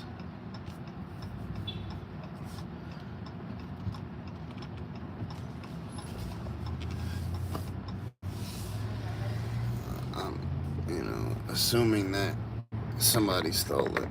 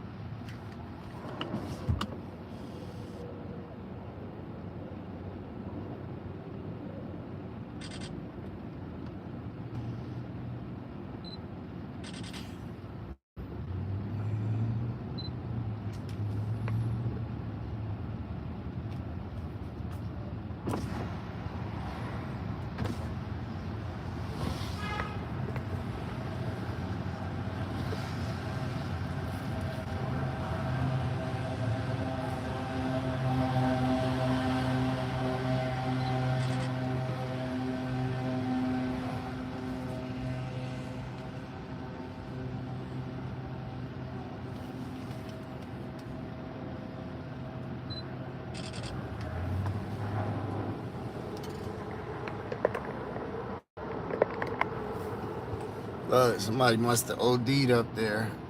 Because there's always people fucking laid out all over the place up here.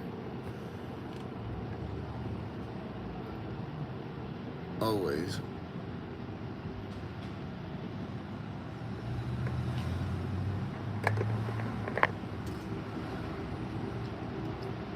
Yeah, but listen, it's dangerous here, and I might be known, but, you know, I'm not going to sit here and, you know, something could happen to anybody.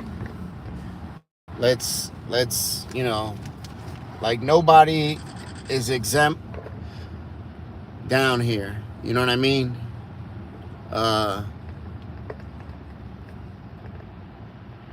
You know,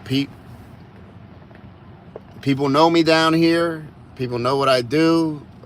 Some people like it. Some people maybe not. But nobody's exempt from having, you know, some shit being done. Let me tell you that.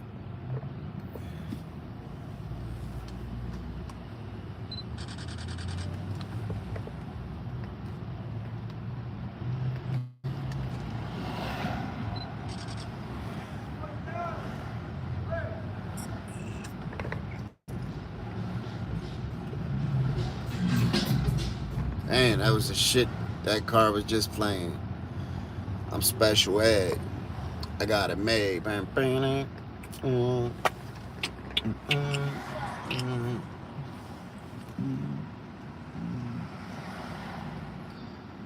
see something.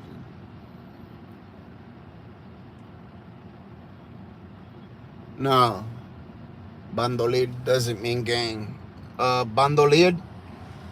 Bandolero is like a outlaw. That's what that means in Spanish.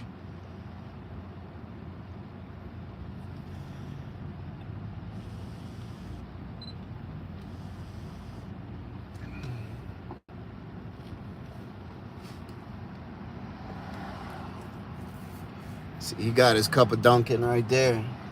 He knows what's up.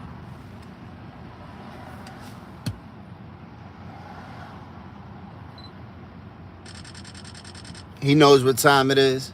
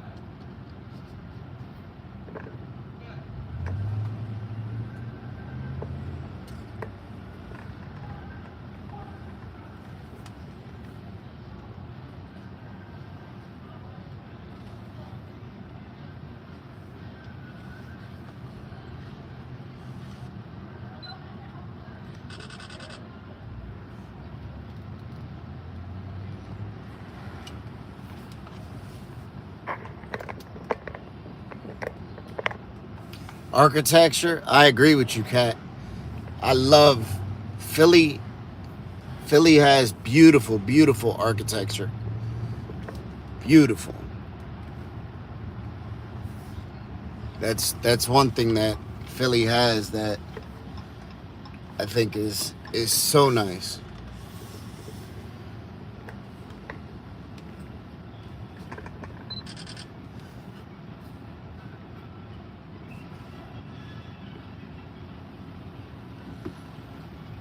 You just see everybody shooting up all around. This is crazy down here, man. Sad.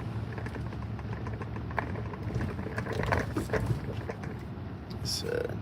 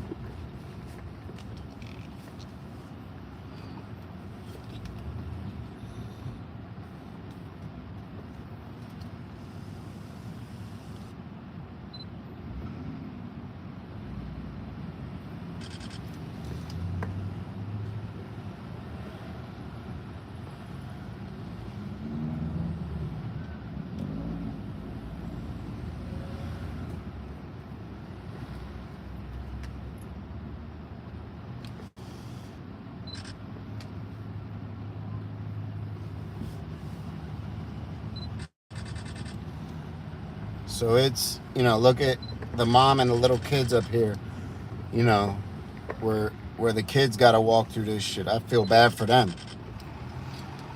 They're little babies, young, super young, and their parents gotta explain to them, or their mom gotta explain to them what's going on. Because they're asking them, hey, mommy, how come they're putting needles in their arm? All that shit. They are. I don't care what anybody say. That's 100%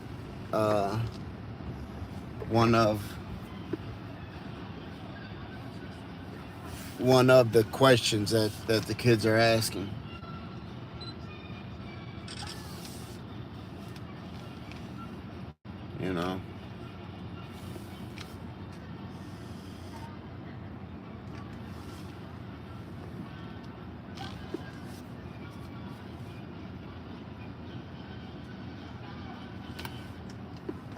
She over there fighting with dude, pissed off, I think, because he couldn't hit her.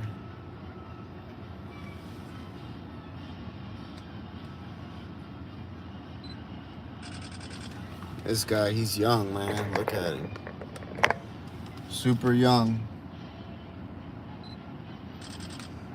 And then you got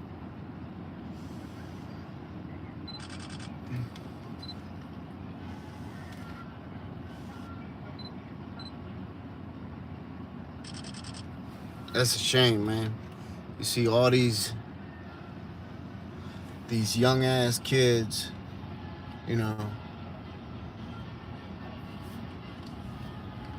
it definitely is a form of insanity here.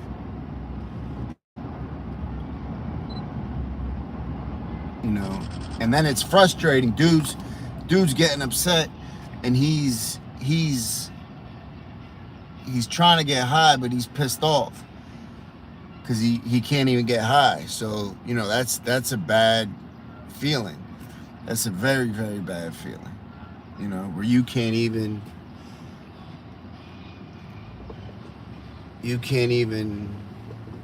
get high. You feel like shit, and you're trying to get high. Did he? Yeah. Yeah, exactly.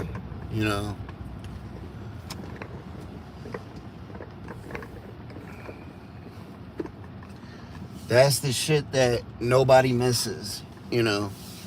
Those of us that are clean and we see that shit, we be like, man, fuck that. At least that's what I think. I see that and I be like, hell no, never, ever, ever again will I subject myself to that shit. You know what I mean? Yep. I just refuse.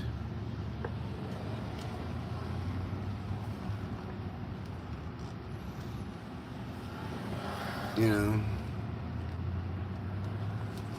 I remember, oh man, especially when it gets hot, I remember taking these drives, you know, fucking steaming hot weather to get high, no air conditioner in the car. Me and Rachel, I remember that specifically, you know. Air conditioner was broken in the car and it was fucking 100 degrees. Yeah, you ain't lying, Matt. Scott, what's up? Yeah.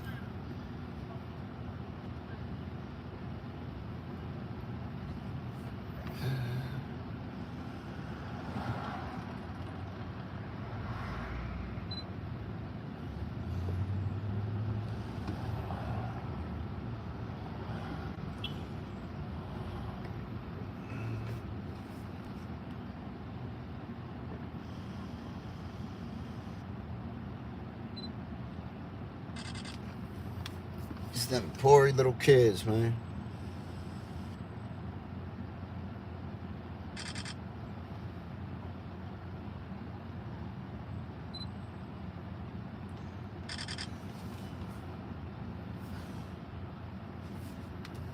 Before, I remember even before, where they would, honestly, before, you couldn't get high while there was kids walking around. You just couldn't, you know.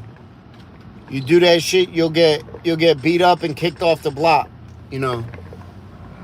That's what would happen. You would get beat up and then you get kicked off the block. You couldn't come back to the block. When kids came through, we would yell out, yo, kids, kids, kids. And if you heard that and you didn't put your needles away or whatever you was doing, you got dealt with. You got dealt with. You know, and you couldn't come back to the block. That shit stopped, you know, like, that shit stopped not too long ago. I'd say, you know, within a year. So eventually it's just, you know, the other little checks and balances that they have now are going to keep on falling off and keep on disappearing. I agree with you. I agree with you, Tommy. I agree with you on that it stopped with fentanyl. When fentanyl came, all the rules changed. You know, all the rules changed once the fentanyl came around. You know, all the rules changed. It no longer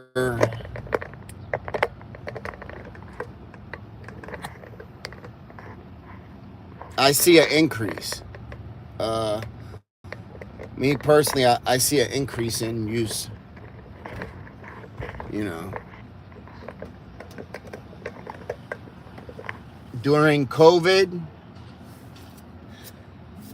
when all that money was around,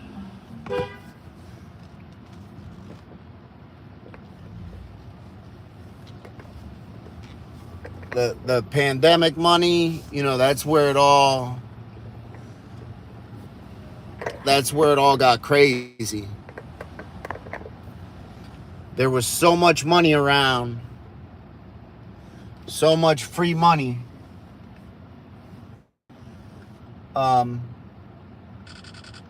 You know, that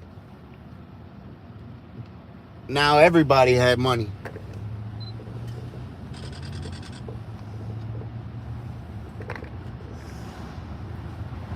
You know, that's my thoughts.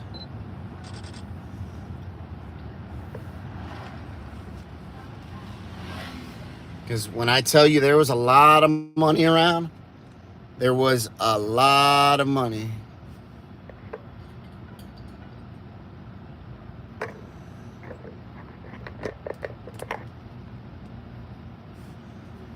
Yeah, there was, you know, people that before didn't have money, they were running around with thousands of dollars. You know. And those are people that, when I tell you didn't have money, they were running around with thousands of dollars. you know. Everybody was scheming and scamming.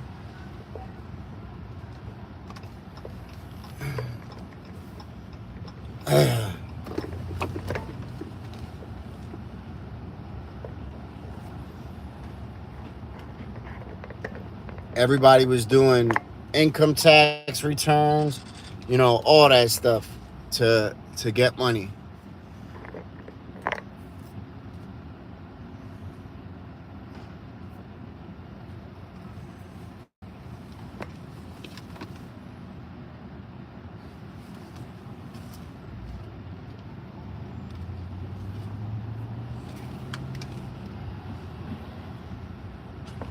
Yep, exactly.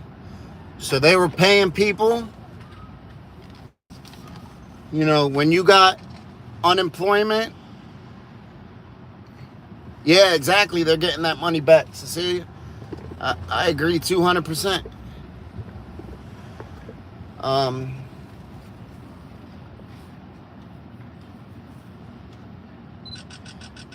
With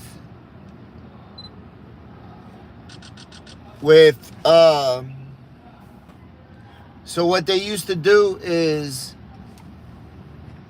they would find somebody, an addict who had,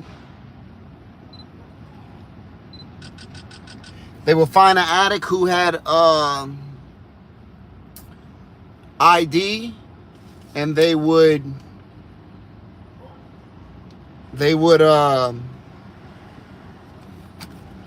file unemployment under their name and, you know, get all their money. All their money.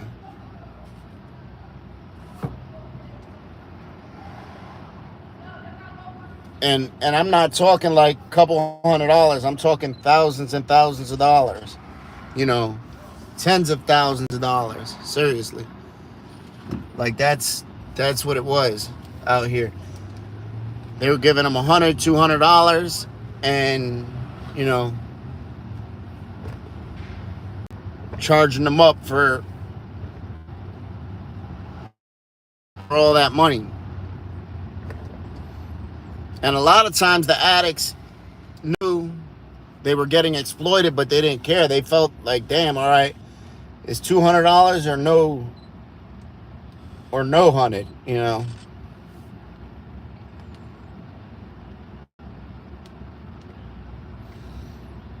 Yeah, so everybody had money. Everybody.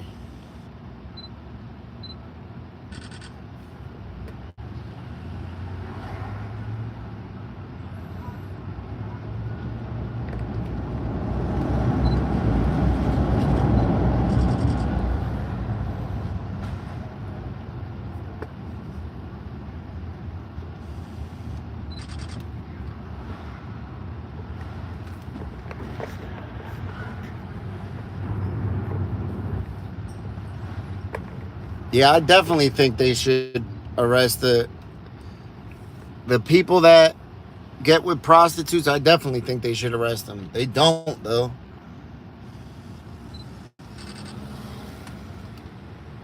Like, I think they should arrest them, and if they're married, they should call their fucking wife.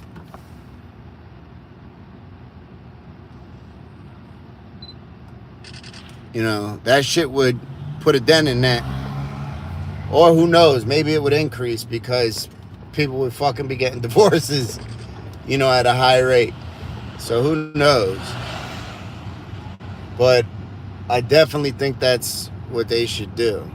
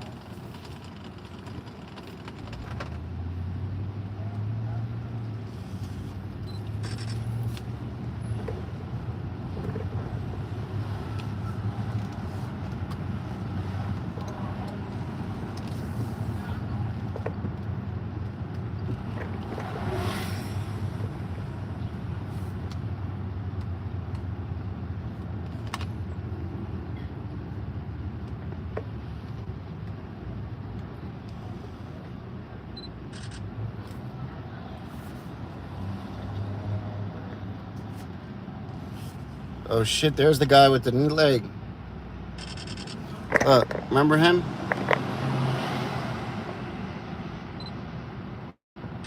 That's the guy with the messed up leg. You remember, y'all? I should get out and see how he's doing.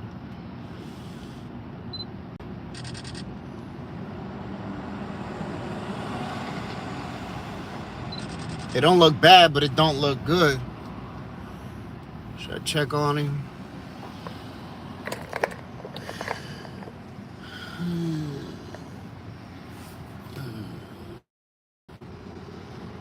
It looks a little better today. It looks like dry, to be honest. Yeah, I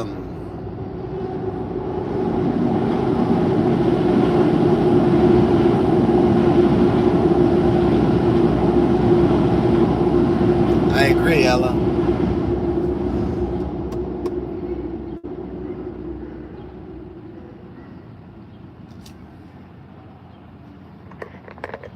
And we got these young little white kids here.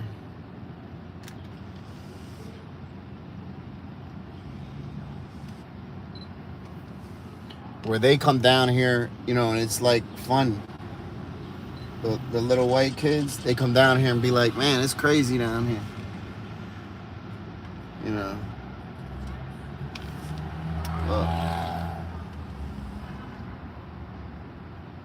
They're walking right through that tunnel.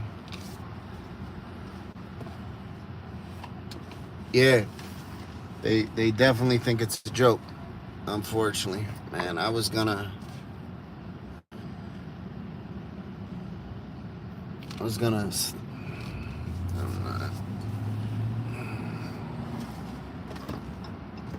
stop and check on them, but man, listen. Sometimes we sort of just got to let them.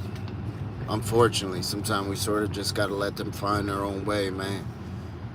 When we do stuff like that, a lot of times we make shit so easy for them.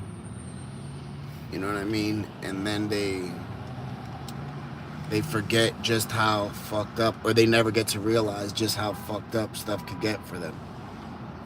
You know? So,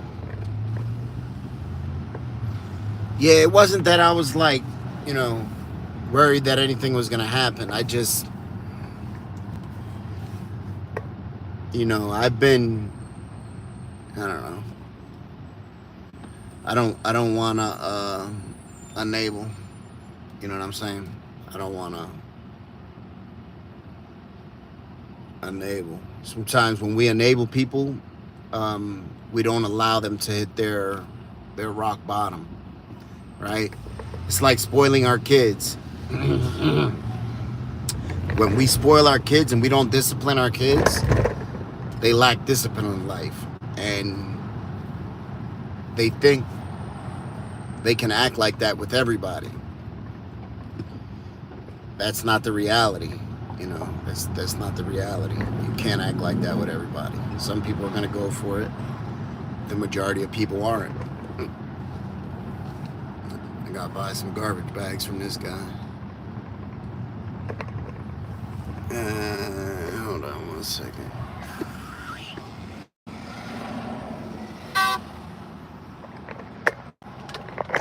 Well, I seen him.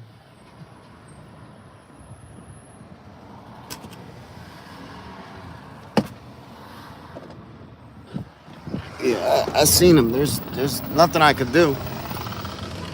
Yeah.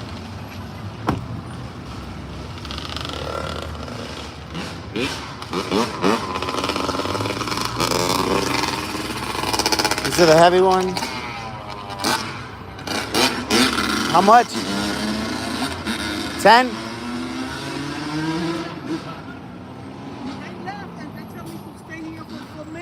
All right. I guess it's $10. Here, give me 2. No, baby, take it. Thank you. Thank you.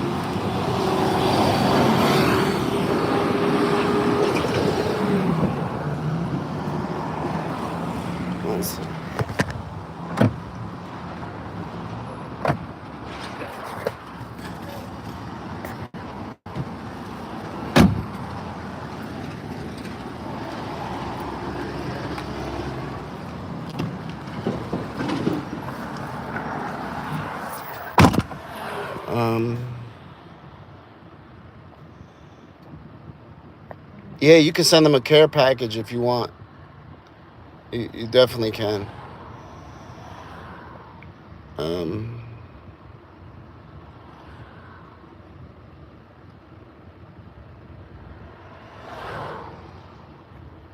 Thank you, Arthur. Thank you very much. Yeah, I just think, sometimes we can't. I don't know, man, and it sucks because I have a compassionate heart. You know what I mean? So I see people that are fucked up, and I automatically want to come to the rescue like a fool.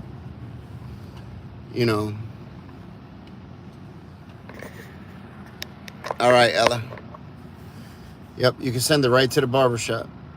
I automatically want to come to the rescue like a fool. I don't know his name either.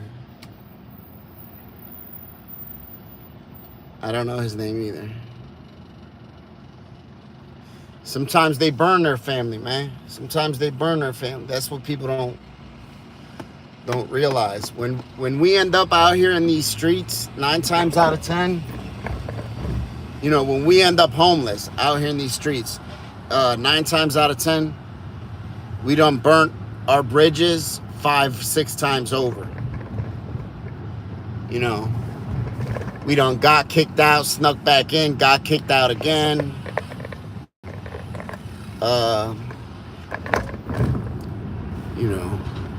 We done stole. We done stole from our loved ones. Swore up and down it wasn't us. Helped them look for it. And then stole again. That's the shit we do. It's the shit we do. And I say we because I myself, even though I wasn't starting route to home. I wasn't much of a thief ever. I was more of a hustler to get money, but I still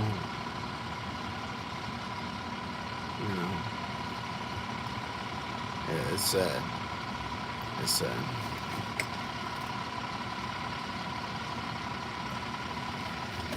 And listen, some of the shit we do is worse than stealing, right? Some of us would be like, oh, I never stole. But some of the shit we do is worse than stealing. I used to stick motherfuckers up left and right. Because I always had this fucking complex. But I'll go grab you, put a fucking gun on you, and say, give me your money. You know what I mean? I would do that. But I'll be like, I'm not stealing. When probably I should have stole. You know what I mean? It's a lot better than fucking gripping somebody up and taking their shit. That's the type of dumb shit I used to do.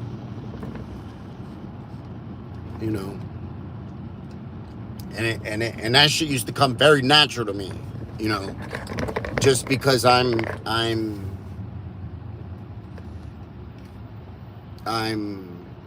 tend to be a little aggressive. You know what I mean? So now that's why I try not to, try to be as peaceful as I can. And I don't know. It is what it is, I guess.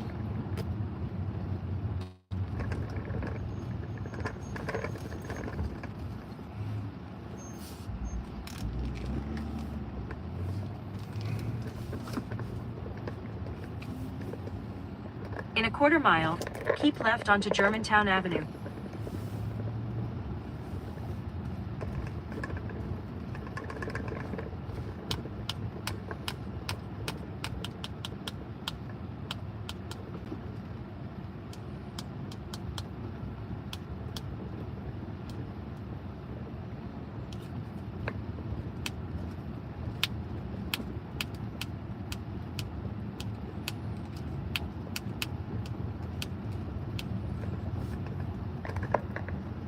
That was cool. I enjoyed doing those live interviews. We gotta do some more of them.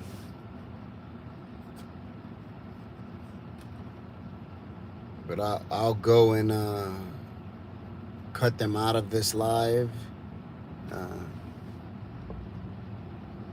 Yes, Kim, message me. Absolutely. But I'm about to head home. I gotta go. Keep left onto Germantown Avenue. I gotta go and Major got his football stuff. In a quarter mile, turn left Gotta onto go West and Allegheny sort Avenue. of teach him the rules of football, because he don't know the rules, and we don't watch football in the house. So maybe I'll have to start watching it with him. That's what I have to do. Start watching football with him, so that he understands the game.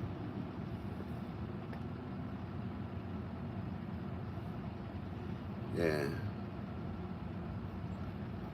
All right, y'all. I'm about to get out of here. Thank you guys for hanging out with me today. Please hit that like button on the way out. Those of you that haven't, share the video. I thank you guys, everybody. Remember to be kind, loving, and patient. Also try to remember, not to judge people. Go past this light. Then at the next one, turn left on. We all sin differently. So, try to be open-minded and loving. Because it's always, it's never our problem until it becomes our problem, right? And then when it becomes our problem,